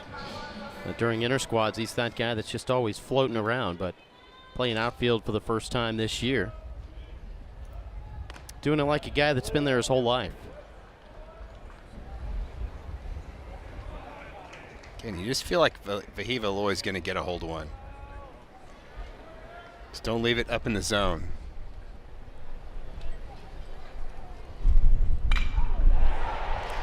There you go. Laced into left. Hit it hard, just didn't get the launch angle. And Aloy's going to say, hey, Jason Jones, you're not going to outdo me. I'm going to 110 off the bat on that line drive. Well, he can definitely generate a lot of power. Talk about some leverage and staying behind the baseball with that swing right there. He's not a man of many words. You know, you get about 5 words out of Vahiva Loy at a time. That's a lot. But he just lets his playing to speak for him. Yeah, when you play the way he does, not much to say. No need to. Going again. If you're Outland Roulette, you just want to try to keep your team close. You want to try to throw this ground ball double play. Still only a 4-1 Razorback lead. Really good job at tying up Ben McLaughlin right there. And that's what the starters have done all weekend long, have kept their team in the game, give them a chance to win.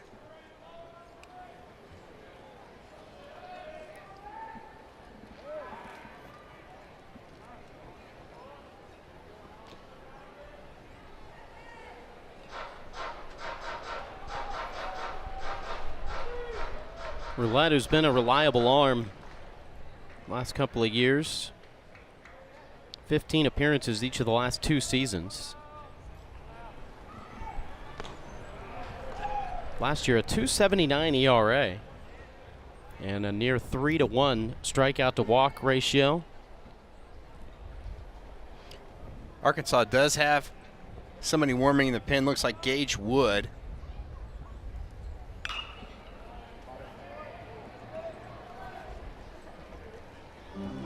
Somebody's going to have to go fetch that ball.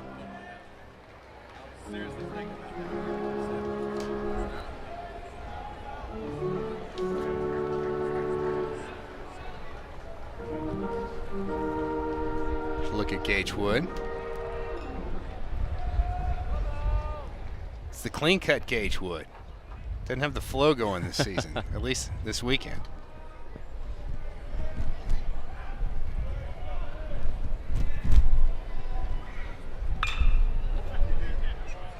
Lifted up, this easily out of play.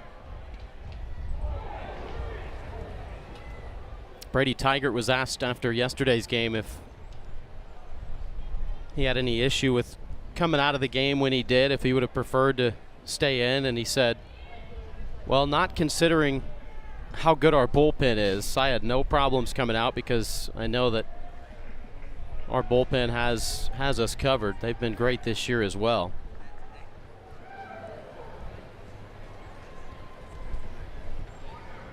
After Tigert said that, Kendall Diggs, who was also a part of that press conference, chimed in and said, they're all filthy. Well, he would know, trying to face him in the fall. At some point, sometimes as a hitter, you just want to face somebody different.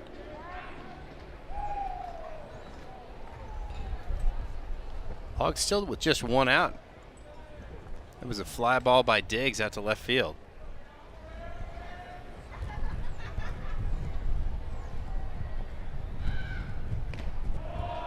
Got him swinging.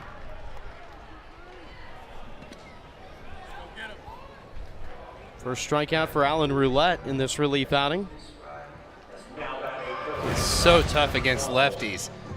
Just that arm angle, big slider. McLaughlin just swings right through that one. Sprague Lott getting one of the hottest hitters in this Arkansas lineup.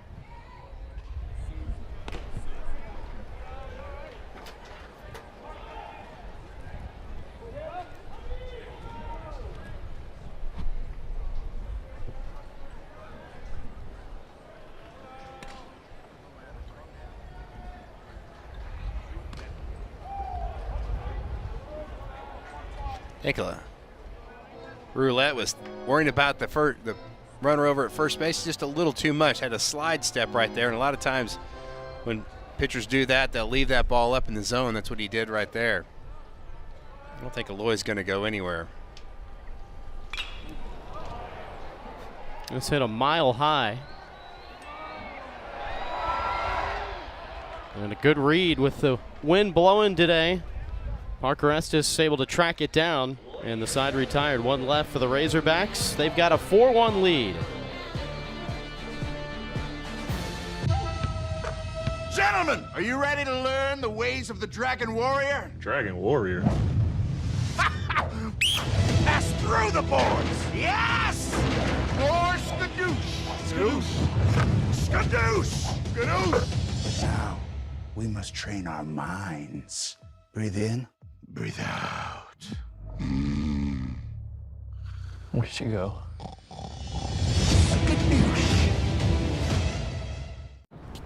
Oh, here comes the bread guy. Ugh, don't you ever get sick of bread? How dare you? Come on. If you save nearly $750 like this, imagine what we could splurge on. Oh, like sourdough. No, the good stuff, like blueberries. And strawberries? Exactly. Raspberries, blackberries, cranberries, Okay, elderberries. we don't need to name all the berries. Goji berries, Halle berry. I'm just kidding. Mm-hmm. But I love her. Switch to Progressive and you could save hundreds to spend on whatever you dream up.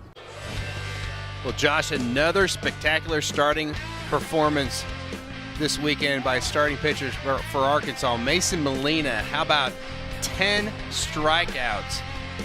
You know you're throwing some pretty good pitches when the hitter thinks he got a walk and it's a punch out, but he was really feeling it, mixing up the slider, the changeup, and that fastball. Again, not a guy that's overpowering. He just has great command. Look at those numbers right there. That is crazy. Opponents hitting .095 this weekend. 44 strikeouts and 3 walks. I think Coach Hobbs is okay with that. Yeah, his birthday weekend, and certainly something to celebrate. They'll turn their attention to right-hander Gage Wood. Here's a strange coincidence, just like the starter Molina, a 1-0 record and a 2.08 ERA for the Batesville, Arkansas native Gage Wood. Yeah, a guy that just really will go right after the hitters.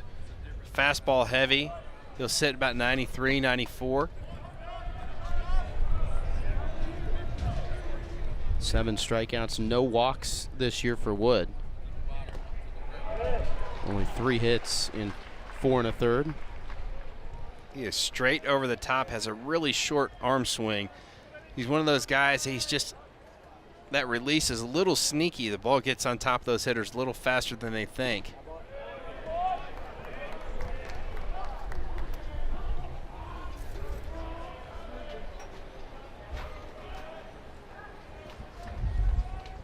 .77 pitches, 53 for strikes from Molina.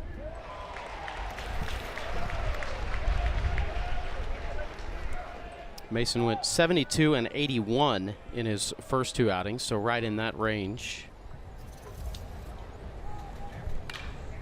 Got it.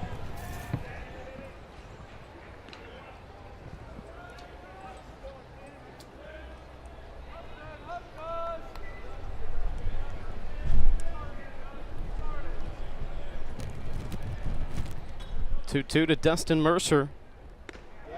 Called strike 3.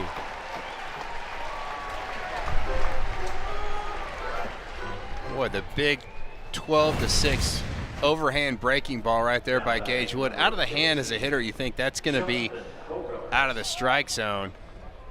Borderline call. Mercer didn't like it. You see him shaking his head.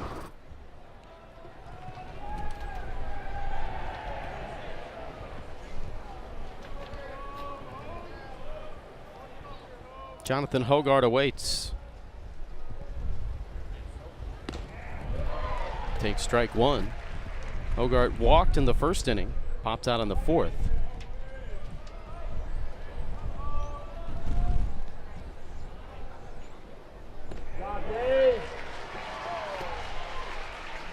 And like Matt Hobbs said, it's a race to 2 strikes for these pitchers on this Arkansas staff. You better be ready if you're Hogard. You might even want to try to slow Gage Wood down a little bit. The Hog bullpen yesterday faced 9 hitters, 4 strikeouts, no hits, and no walks allowed. On Friday, 3 innings from the relievers and 1 hit, 1 walk, 8 strikeouts. And this line just over the outstretched glove of Sprague Lott.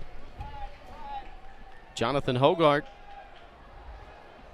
who played in this stadium as a member of the Louisiana Tech squad, had a hit in each of those games, and he's got a hit now in each of the last 2 here this weekend. Yeah, really nice swing right there. That's a hanging breaking ball up and in. Sprague Lott almost spears this thing. The throw in from Jason Jones, a little erratic, and good thing that Jack Wagner, the first baseman's playing heads up. That ball would have rolled in almost into the dugout right there.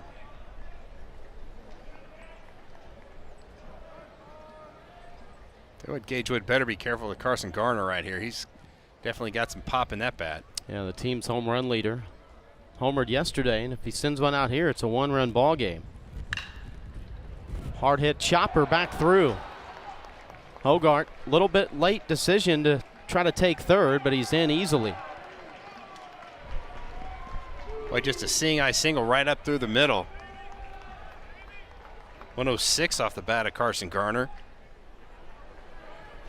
And the Razors have got things brewing right here in the top of the 6th. You can see that Souza's right close there, but it's just hit to his right and just not a chance really for him to get to that baseball. That ball is hit sharply up the middle.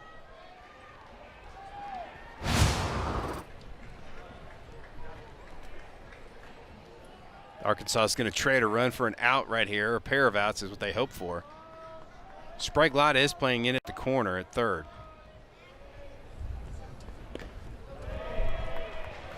Arkansas does have Stone Hewlett, the left-hander, warming up the bullpen. See the positioning of the defense right there for Arkansas. Up the middle, they're going to try to turn 2.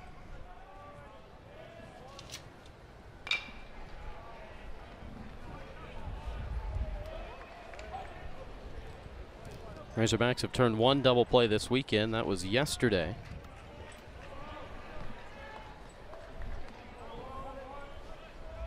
Would have been amongst the nation's leaders the last 3 years in double plays.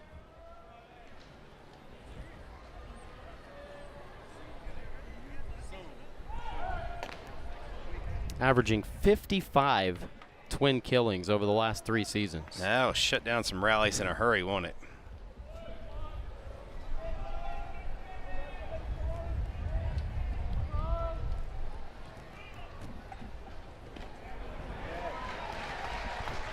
White brings it back in for a strike. That's a pitch that's really borderline. That really changes the complexion. If you're a hitter in Riley Hawthorne, you're either right there, you think you should be sitting 2-1 or you're 1-2.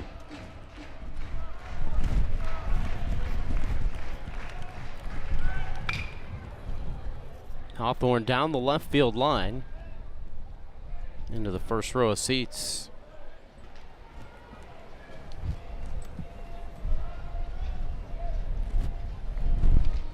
Hawthorne having his best year at the plate, hitting .290 now.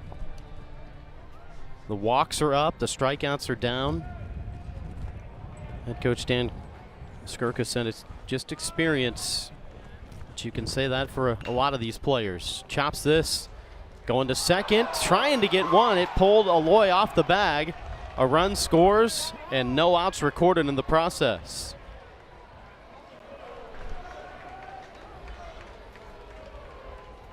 Off the bat, I thought that Wagner was going to try to come home. The runner breaks right there. He's got the runner at home dead to rights. He goes for the double play and just airmails that one, and Aloy does a great job to keep that one going into the outfield. It is an RBI for Hawthorne. Will go in the books as a fielder's choice and throwing error on Jack Wagner.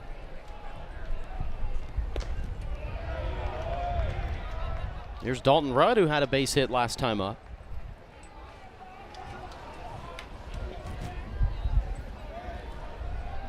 Hawthorne's 7th RBI of the year. The tying run on with 1 out.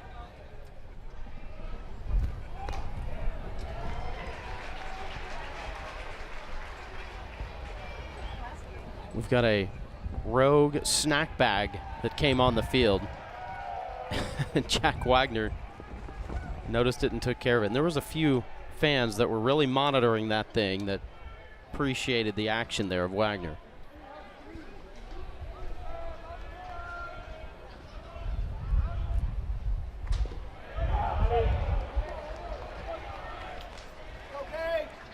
Arkansas also has a right-hander going as well, too. Looks like Will McEntire along with Stone Hewlett, the lefty.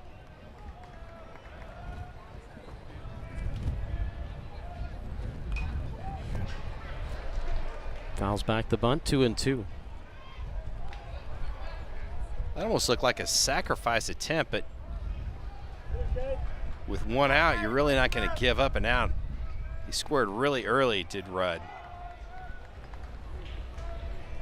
They've got Taylor Howell on deck, who homered earlier in the ball game.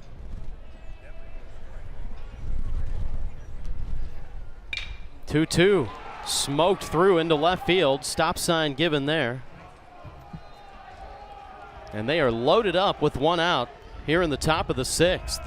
Well, back-to-back base hits by Dalton Rudd. And here comes Dave Van Horn. Razorbacks will be forced to go to their bullpen. Yeah, another breaking ball left up over the plate, right over the heart. Gage Wood just got that ball up a little too high, and Rudd didn't miss it.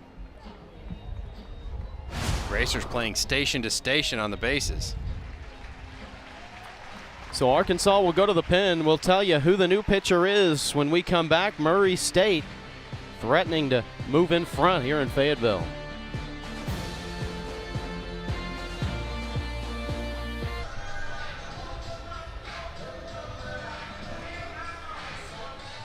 For the 2nd straight day, Arkansas turns to the senior right-hander Will McEntire. Yeah, McEntire threw 2 innings yesterday. Had 2 strikeouts, 16 pitches. And you know what you're going to get out of Will McEntire, a guy that's going to be around the plate, and then that cutter is going to be a really nice swing and miss pitch right here. And that's what you need in this situation.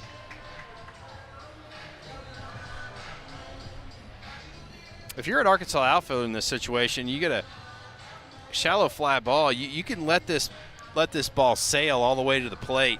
You might be able to get a catch in the outfield, throw them out at the plate in this situation, especially if you're in center field or right field with that wind blowing behind you. The batter is Taylor Howell, who his first time up today hit a 443-foot home run. Last time to the plate he got hit by a pitch. He did face McEntire yesterday, and the Arkansas right-hander got him to bounce into a 5-4-3 double play.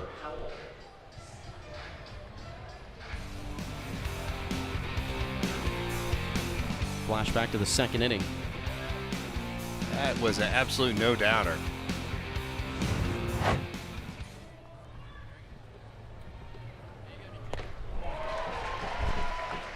That's that cutter right there. The bottom just falls out on it. I would be surprised if Taylor Howell sees a fastball in this situation. You might just see cutter after cutter after cutter. Murray State able to push a run across against the Arkansas bullpen for the first time all weekend.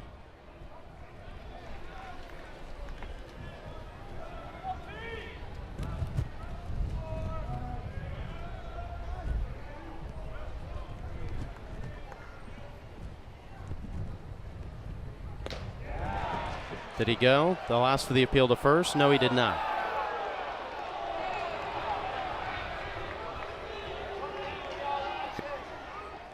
I think Cedric Coleman, the first base umpire, was right here. Yeah, easily check that swing. It's not the hands, it's the barrel. See that barrel crosses home plate.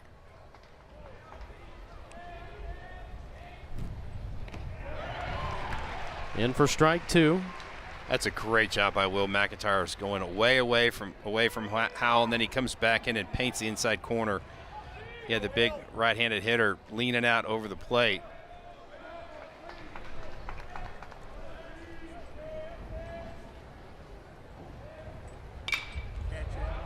Popped up.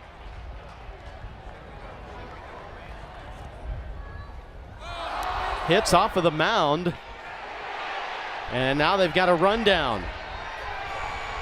White to a Lloyd, a McEntire, and they get the tag. How about that sequence? And then McEntire thinks that there is 2 outs. He throws the ball back on the field. That is an infield fly rule. That is the 3rd out. That's what McEntire was thinking. So the runner is out with the runners on first and second, infield fly rule. Well, Arkansas Sprague Lott was still saying, hey, let's make sure here, Yes, and then the home plate right. umpire confirms. A little bit of a circus right there. The pop-up on the infield with runners on first and second is the automatic out for the batter. So that was the first out, or the second out of the inning. Sprague Lott's going to come over and try to make that play. And the runners just have to go back to the base. When they start trying to advance, that's when they ran themselves into that 3rd out. A little bit of craziness here at Baum-Walker.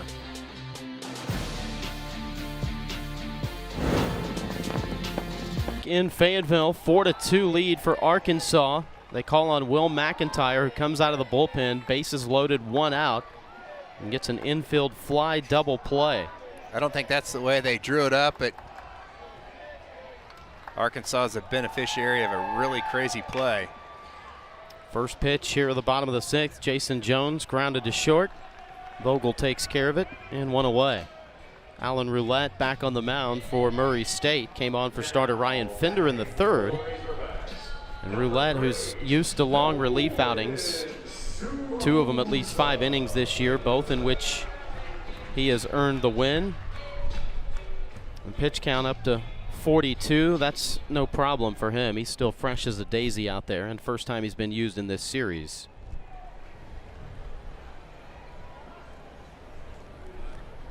He might go the rest of the way for the Racers. Very well could, but they do have some good closer type of guys with options. Nathan Holler being one of them, a senior who had a save in the series opener last weekend. You've also got Ethan Lyke, who went 6 innings in a win on Tuesday against North Alabama, but he is available today. A couple hard-hit ground balls by the Razorbacks, but right at Vogel and Bland. That's the first time Nolan Souza's been retired this weekend in his 5th plate appearance.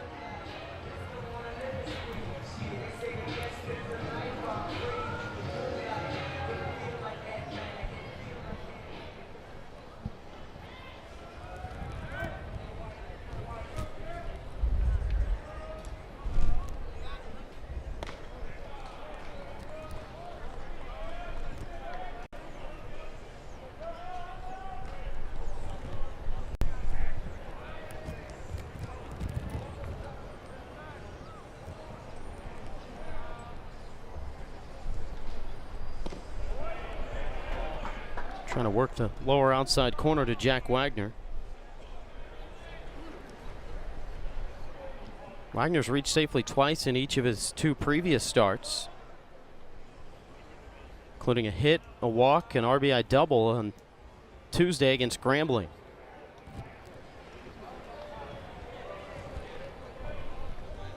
A couple of bizarre situations, though, the last 2 days when Murray State was in the ball game and had a chance to maybe do some damage, like yesterday.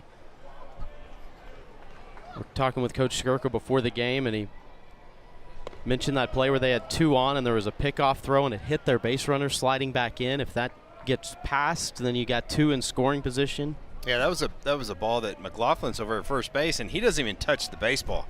It just hits the runner. If not, that goes down the right field line. And even this play right here, you think about, it's 4-2. Pop up on the infield fly rule, and then the runner runs. So some craziness there. Wagner lining one into left center. Hogs will not go quietly here in the 6th.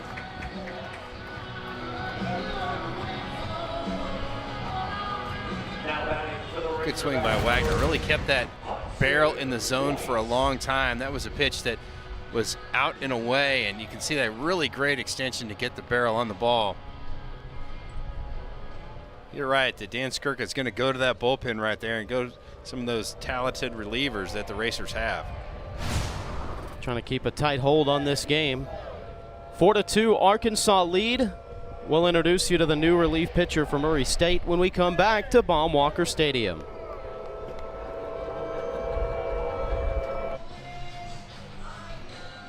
Back in Fayetteville, Josh Haley and Troy Eklund with you. And we'll see right-hander Alex Elsing for the 2nd time in this series, Troy. He only faced 1 batter, and he struck that batter out on Friday. You're going to see Elsing really go drop down to the sidearm release, and always makes it tough on righties. You kind of have that big sweeping Frisbee-type breaking ball. If you're Hudson White, you really got to be careful on those sidearm-type pitchers, because you have a tendency as a right-handed batter and a right-hander to pound that ball into the ground and ground out to short and third, so you kind of have to think the other way and try to shoot this ball to the right side. How about the year Elsing's having so far? 5 relief appearances, is yet to give up a run. 6 innings, only 2 hits, 13 strikeouts to just 1 walk. Batters hitting a cool 100 against him. It's a pretty good decision by Coach Skirk, I believe.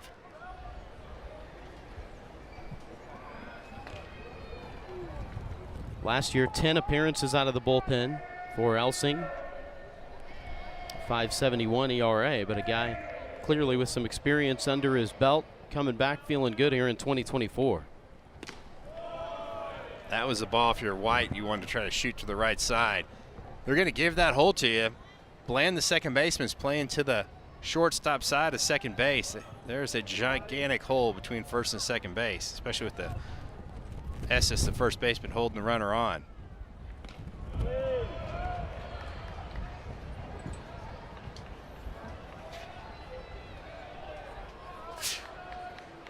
Now Bland moves back over to the right-hand side of second base.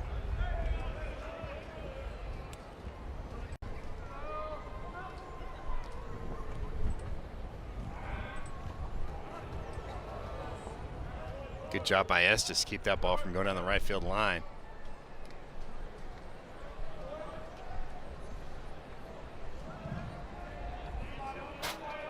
Alan Roulette goes 3 innings, gives up 5 hits, 1 strikeout, no walks.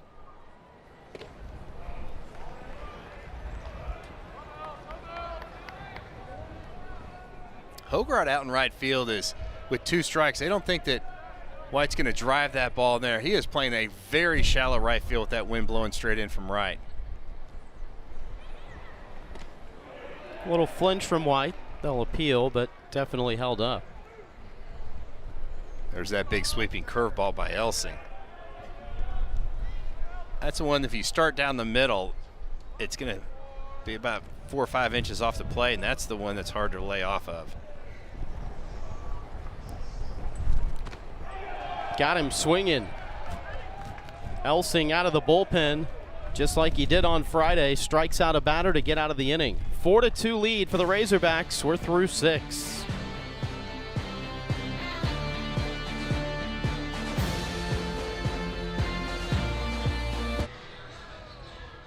This time of the year is baseball indeed in Fayetteville, Arkansas. This Baum Walker crowd loves their Hogs, and you look at the home field advantage for Dave Van Horn's team.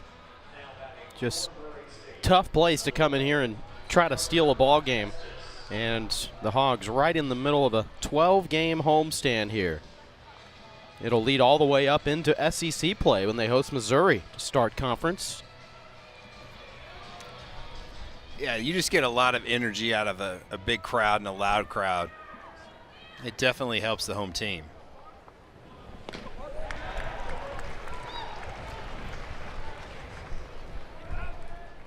The stadium capacity just shy of 11,000. 3rd largest in the SEC. Only Mississippi State, who has a capacity of 15,000, and Ole Miss at 11,477 hold more fans. So Josh, what's your guess on the attendance of today? I had to cheat and text my buddy Fuller Birch over there in the press box. What's your guess? Remember, it's a Sunday, so take that into consideration. I'm gonna go with 9,100. Man, you might have won the Showcase Showdown. 93-96. How about for the weekend? I'm going to throw another one at you. What do you think the weekend attendance is? Ooh. Remember, it was 11,000 yesterday. It was a little cold on Friday. Yeah. But it was still an afternoon game. Just over 8. You got to take over. What about the total? Oh, the Add them total. all up. Okay. So you got 93-96. You know it was 11,000, so you're at 20. Where are you for the whole series? Let's go 28-5. Again, you're gonna win the car, the boat, whatever it is. 29,659. You guessed under. All right. Can't go over. Can't go over. Strikeout for Will McEntire to start the outing. That's pretty salty. 29,000 fans.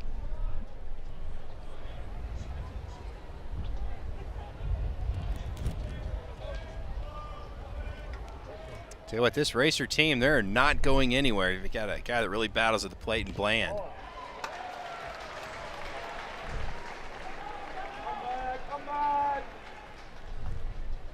He was the only guy in the starting lineup that hadn't struck out through the first 2 games, but Razorback pitchers have got him both times today.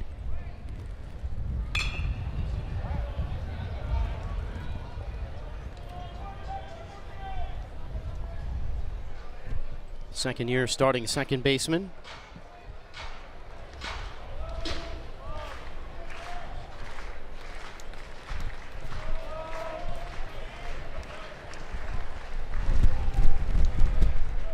Got some pop in the bat.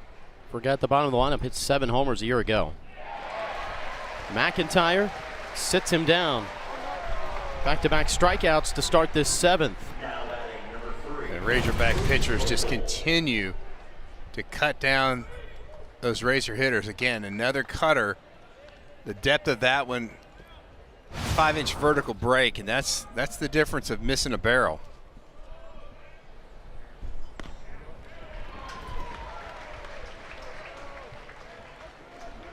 Back to the top of the order now, and Drew Vogel.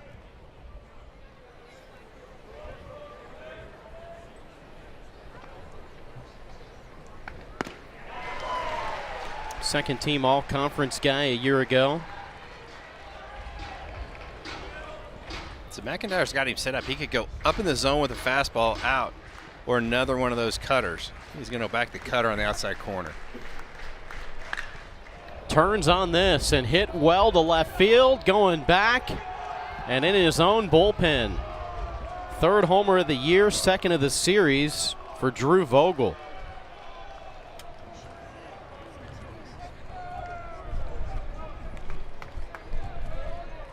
First home run McEntire's given up this year. You cannot miss a spot to a veteran ball club like Murray State. Well, look where Hudson White is. He's down and away. That is a pitch that's up in the zone, a cutter that hung. Drew Vogel doesn't miss it. 109 exit velocity. He knew when he hit it, it was gone. It's one of their team captains. Here's the other one, Dustin Mercer. This guy's primed to break out at any point, too. He's struggled this weekend, 0 for 10, but you're talking about a guy that led the Missouri Valley in hits a year ago and runs scored, and he needed only 78 games to reach 100 career hits, so he knows how to swing the bat.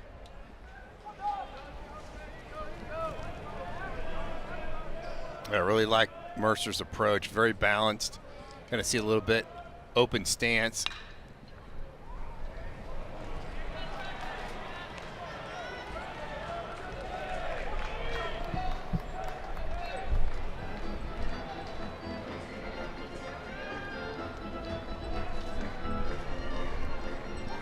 I think if you're Jack Wagner down first base line, you better take a step closer to that line. You don't want to double, getting right inside the bag there.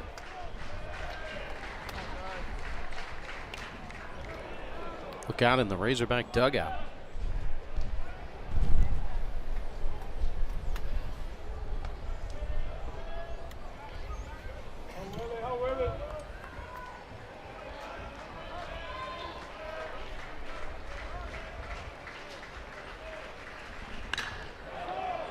Well hit to center, but a good read by Edmondson makes the catch. Drew Vogel, though, brings Murray State to within 1 run. Just a bullet off the bat by Drew Vogel. 2-strike pitch, a breaking ball left up in the zone. Hogs still up 4-3.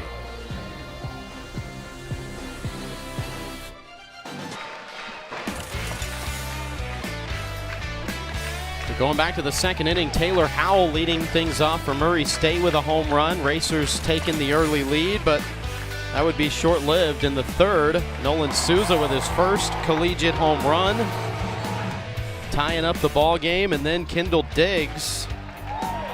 Sacrifice fly right there, scoring White. Souza again with runners at second and third after the wild pitch. That allowed 2 runners to come in.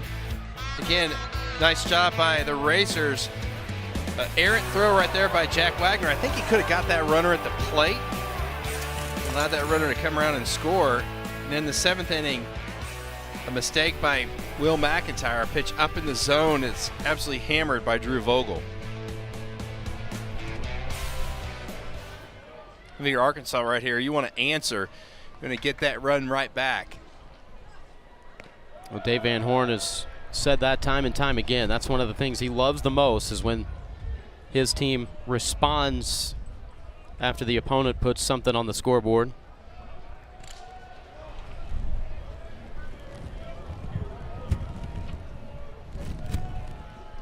His team did that yesterday. After a home run in the 5th inning for Murray State, Arkansas responded with a 5 spot in the home half. Really put the game on ice. Will Edmondson's been swinging the bat really well.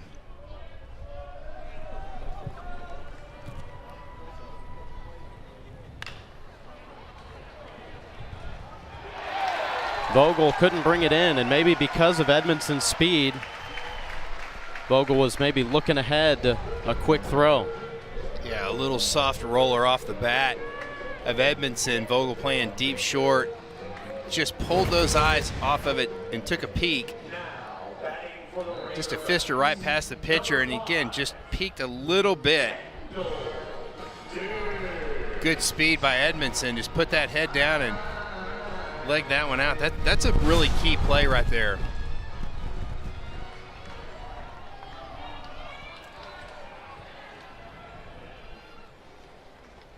That is the first error of the game by Murray State, but it could be a costly one.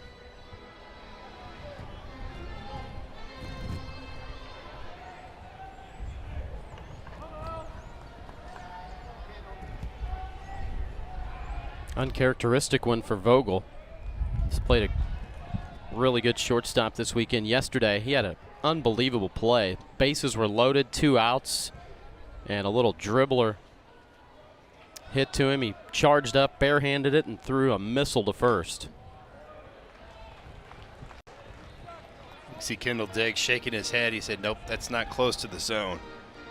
It's funny as a hitter, when you're locked in, even when the ball is just almost released out of the pitcher's hand, you know if it's a ball or a strike. That one really locked Kendall up. Good fastball right there by Elsing. Defensive change this inning for Murray State. They bring in Ethan Kreisen. He's behind the plate. Taylor Howell, who was catching, goes to first.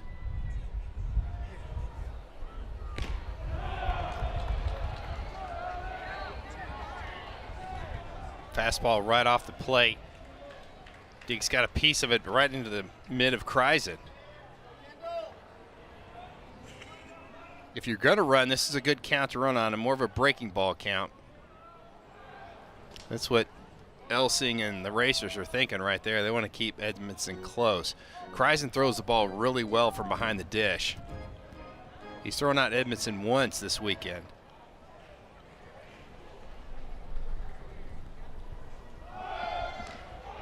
Taken off as that pitch got past.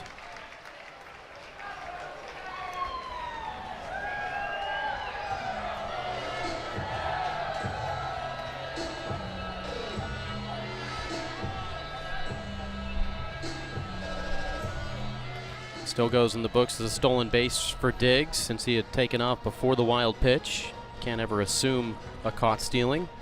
Second swipe of the year for Diggs. Well, Edmondson. Or Edmondson, I beg your pardon. Got to help each other out, right, Josh? Now you've got a runner in scoring position. Your job if Kendall Diggs is to hit this ball to the right-hand side and move that runner up to third base. Diggs lifts one up to center. Long run for Mercer to make and reaches out. That ball falls in. Good base running from Edmondson. He stayed close to the bag. The second he saw it fall in, breaks and gets to third. Just one off the end of the bat. And Mercer didn't get the best read on it and make a diving effort. And you see Edmondson scamper onto third base. That is a big play. They're going to call that a hit by Kendall Diggs. Diggs hit 299 last year, and that's what he needed last year. One of those type of hits. That's going to bring head coach Dan Skirk out of the bullpen. They might go with a different pitcher in this situation, or at least a good conversation right here. They got a lefty down the bullpen, but you think they're going to probably leave the righty in there. Nope, they're going to go to the bullpen. Well, they've got a few options of guys they trust in late game situations and trying to keep it at just a one-run ball game. Ethan Like will come on for Murray State when we come back to Baum Walker Stadium.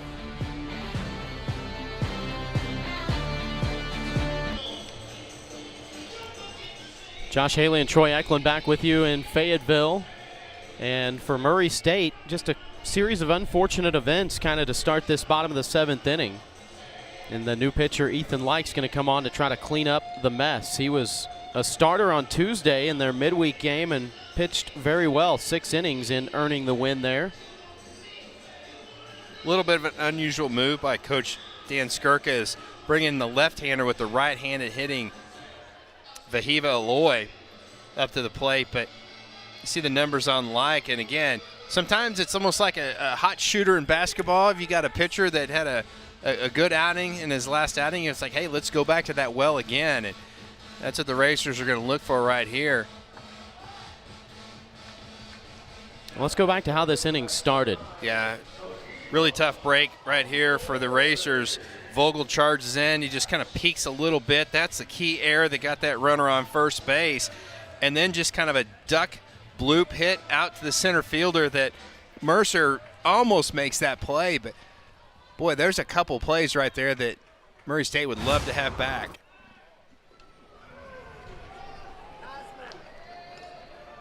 Like only needed 69 pitches to go 6 innings on Tuesday. A one-hit shutout in that outing.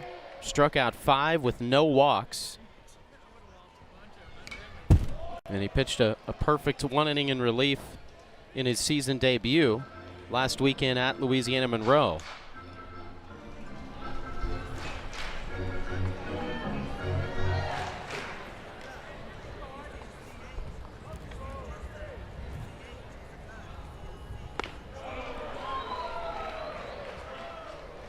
Vahiva Aloy, who's 1 for 2 with a walk today.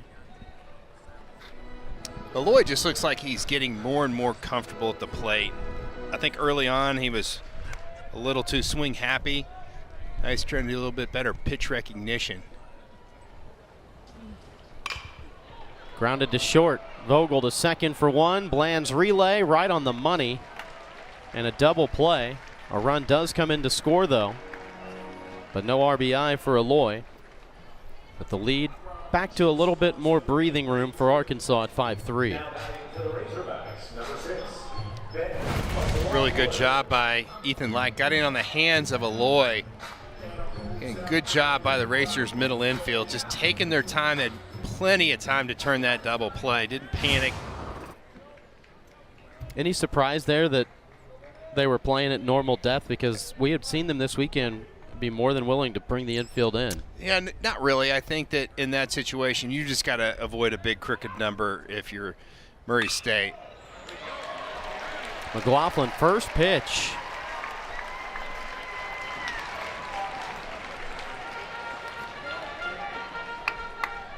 Because you're still just down 2 runs. You get somebody on, a bloop and a blast, you're right back in it. Number 12, Jared Spray-Watts. If McLaughlin gets to second base, you might see Arkansas pinch run for him. You hate to lose his bat because he's probably going to have an opportunity to hit again.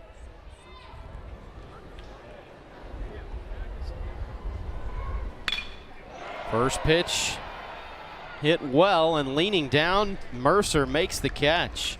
Nice adjustment in center. Arkansas gets 1 and a 2-run advantage as we go to the 8th.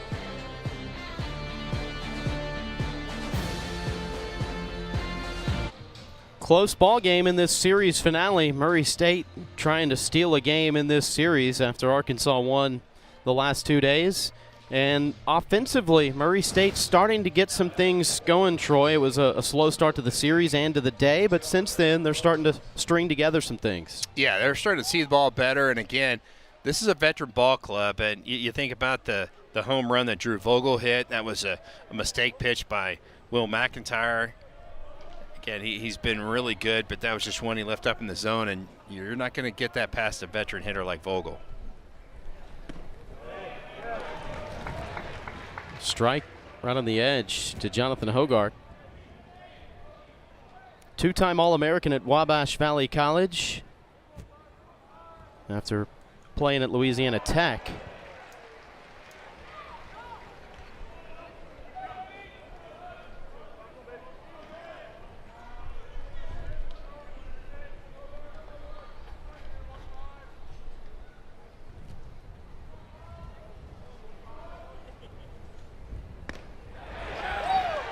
Called strike 3. McEntire with 3 now in this outing. Well, the difference right there is McEntire paints the outside corner. That's where he wanted to throw the pitch to Drew Vogel. Was right on that outside edge. It was just an inside pitch. Brings up Carson Garner, who had a hit last time up.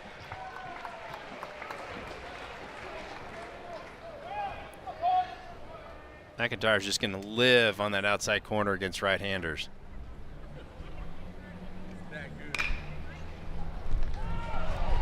And a foul ball called. That just angling on the foul side before it crossed over third base. Sprague-Lott made the play for good measure.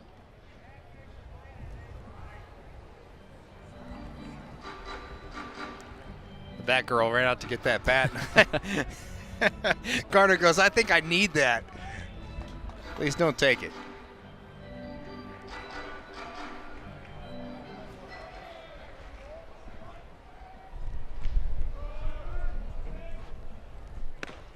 Got him swinging. Same pitch, same result. Perfect location with that cutter up and away. Watch this one off the plate. You see Hudson White already out there. I think that might have been the fastball.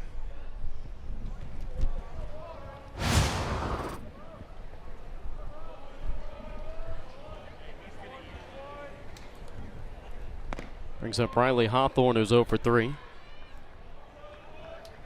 McEntire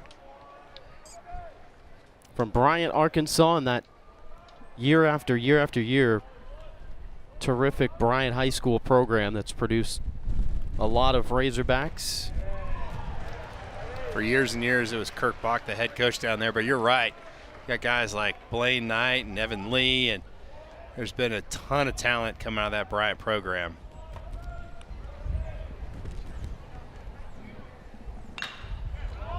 Line through.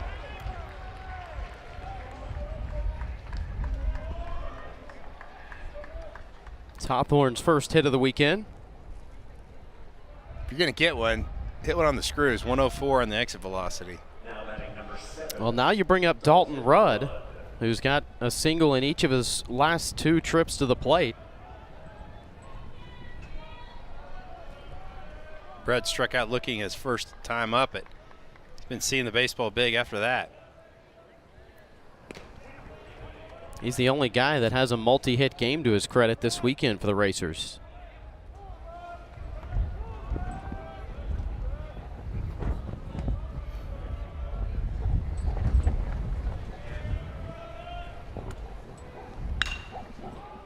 Lifted up to right center.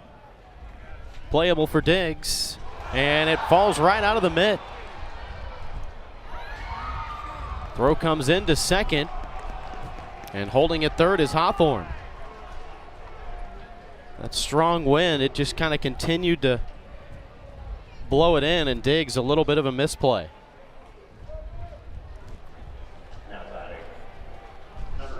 Now the tying run is at second base. Just like you said, one of those balls that just hung up forever. Really kind of handcuffed Kendall there at the end. Good visit by Matt Hobbs right here. He said really kind of keep Will McEntire locked in this situation. Guy with tremendous power, Taylor Howell, who hit the tape measure home run in the first inning. We're going to see McEntire try to stay down and away from Howell in this at-bat. Howell was the first guy to face McEntire out of the bullpen in that infield fly. It ended up being a double play in the 6th. Arkansas does have Jake Faraday warming up in the bullpen. Tying run in scoring position with 2 outs. First pitch, skied up, shallow right center. And Nolan Souza has got it for Arkansas. Out of the inning, 2 left stranded, and we go to the bottom of the 8th.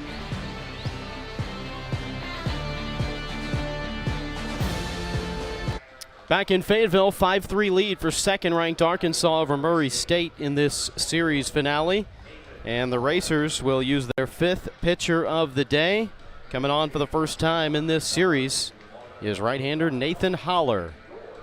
Holler's got some good stuff. He's got a live arm. He'll run upper 80s. He might even hit 90-92 with that fastball. Got a really sharp slider that's kind of a 3/4 arm slot, so it's got a lot of horizontal movement.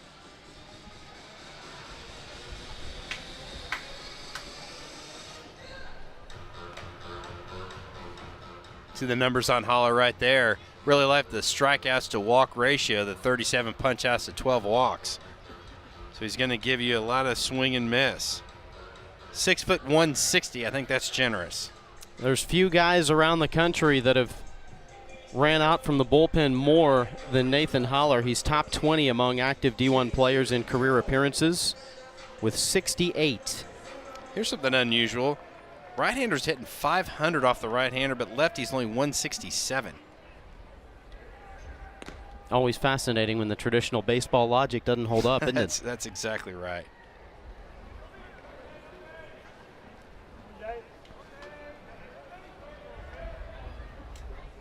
Jason Jones, 1 of 3 today, has a hit in all 3 games this weekend.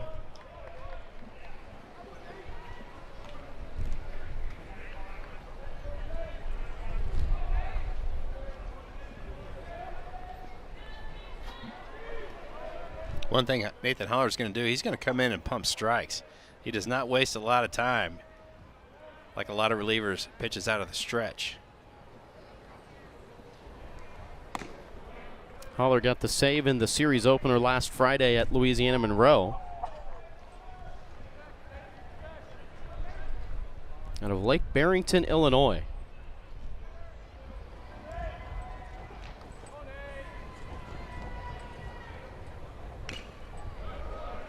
Jones got just enough to stay alive. Holler pitched in the Coastal Plains League over the summer for the Florence Flamingos.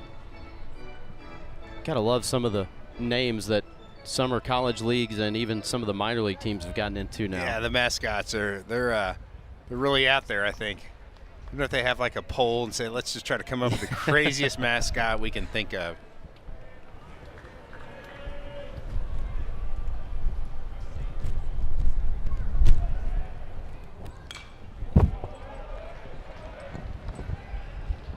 The Rocket City Trash Pandas is my kid's favorite. Yeah, that's a classic. Just a 2-run ball game. Arkansas 5 runs on 10 hits. They do have a pair of errors. The Racers 3 runs on 7 hits with just 1 error.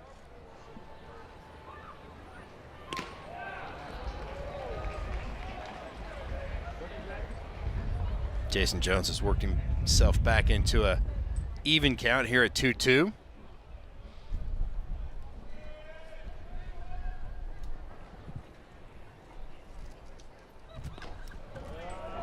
.92 again. That one a little bit closer, but still outside. Jones doing a good job not expanding the zone. Arkansas would love to get this leadoff batter on.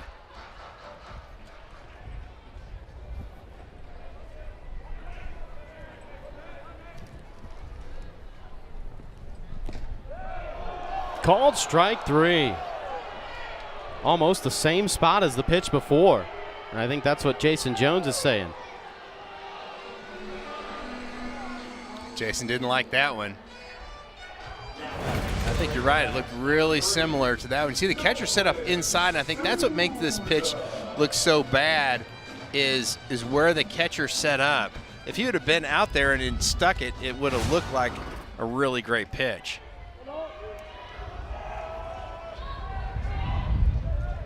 Well, here's Nolan Souza going after the first pitch. How about Nolan Souza having 3 of the 5 runs scored for Arkansas? 3 RBIs today. Freshman from Honolulu having a good weekend overall. And that's why Nathan Holler is so tough on lefties. That big sweeping breaking ball. I'd be shocked if this thing's in the zone.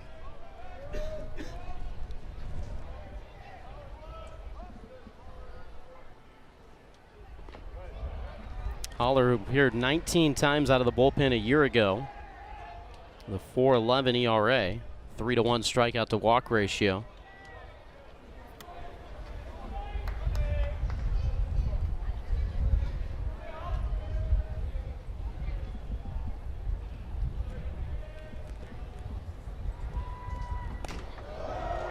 Up for ball 2. As Ethan Kreisen forced to pop up. He'll catch the majority of the games this year. The starter behind the plate the last 2 days, and he came on in this game in the bottom of the 7th. I think that was a show-me pitch. I think he's going to come down and bury that breaking ball down in the dirt again. They're right at his back foot.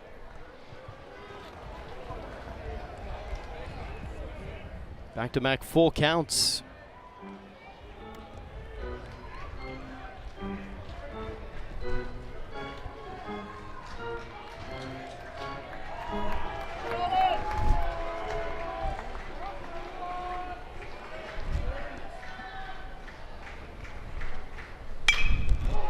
This one hit up to deep left center, playable, and Mercer's got it. 2 down here in the bottom of the 8th. Brings up Jack Wagner, who's 1 for 3 today.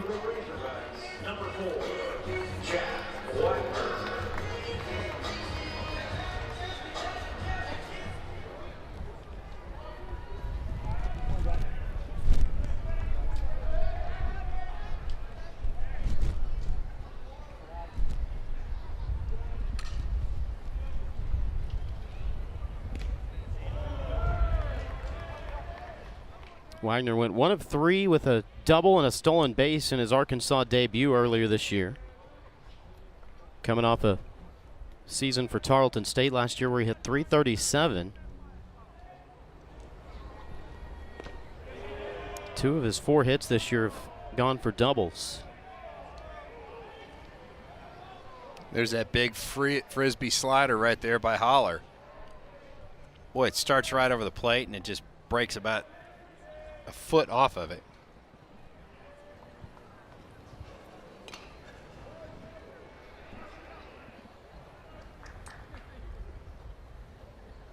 It's a meaningless play mostly, but young baseballers take note. Wagner continued to run on that play because you never know. That ball could have spun back into fair territory, and that's what he was looking at. Yeah, it could hit a dirt clod. You're right, you just never know what's going to happen.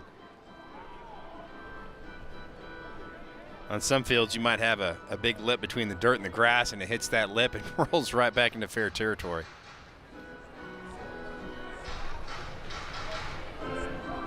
It's the knowledge of a guy that's played in hundreds of ball games.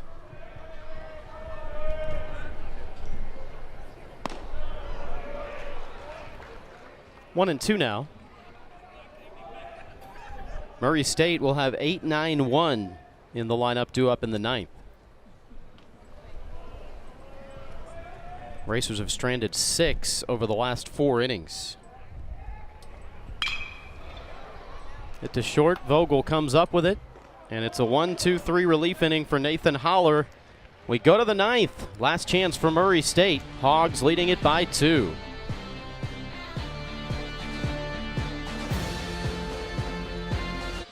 We go to the 9th inning, 5-3 lead for Arkansas.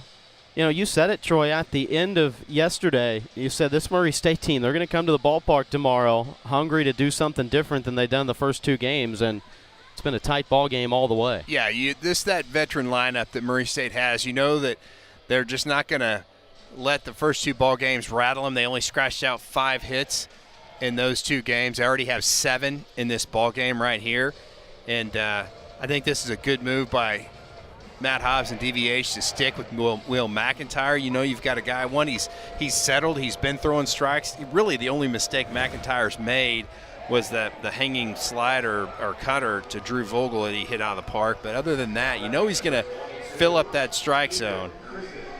And you don't really want any free base runners in this situation. There's the veteran Peyton Holt, who's come in at second base for the Razorbacks. Batter is Ethan Kreisen. Came on in this spot in the lineup for Parker Estes. Veteran guy, Kreisen. 5th year.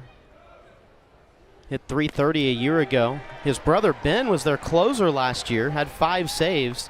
And Ethan was behind the plate when his big brother Ben threw his final collegiate pitch a season ago. That's a pretty special moment. That's really cool. Called strike 3.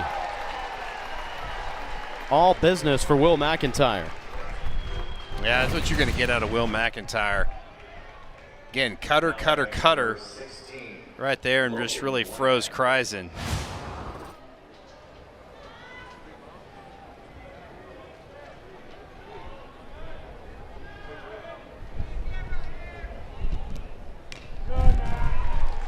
Bland going after the first pitch. You can really tell what McEntire is throwing by the velocity of that pitch. His fastball is going to sit like 87 to 89. The cutter's going to sit around 82, maybe 83.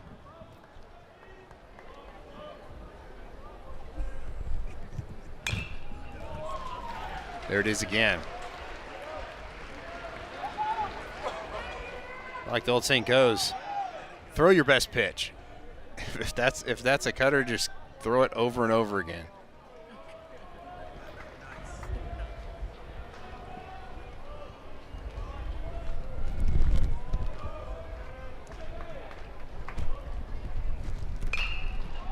Bland pops this up. Edge of the infield is Aloy. Little late adjustment there. And a big smile on the face telling the home crowd not to worry. Everything's all right. Tell you what, every ball in the air is an adventure today. Well, this series started with Drew Vogel. Homered on Friday. Homered his last time up.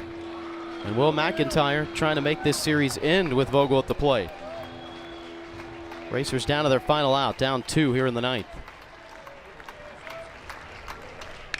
First pitch laced into left center. Vogel says we're not done yet. And no sense in chancing it there.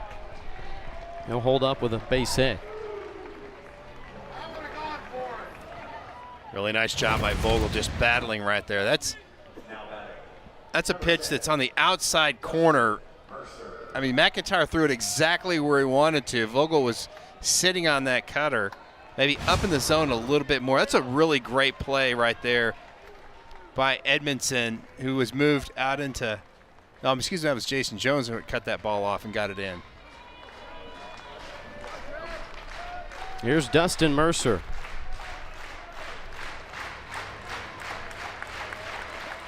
Team leading 26 extra base hits a year ago.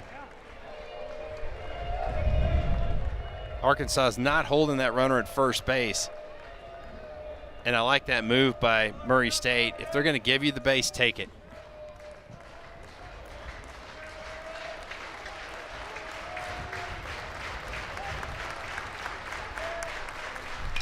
A one line right to third. Sprague Lott with the quick hands. And Arkansas gets a series sweep. 5-3 here in the finale. Wow, really tough break by the Racers right there. A ball that just hit right on the screws by Dustin Mercer, but Arkansas comes away with a victory. Look at this positioning for Sprague Lott with the left-handed hitter up. He's playing well off the line and just a bullet right at him. Almost one of those self-defense type plays, but Arkansas wins a series, sweeps a series against a really good Murray State team. Good stuff in relief for Will McEntire. And Arkansas with the win improves to 9-2. They'll continue the 12-game homestand. But this is going to do it for what was a beautiful weekend at Baum-Walker Stadium. Arkansas wins all 3, concluding with a 5-3 final score today. Thanks for being with us for our entire crew and for Troy Eklund. I'm Josh Haley saying so long from Fayetteville.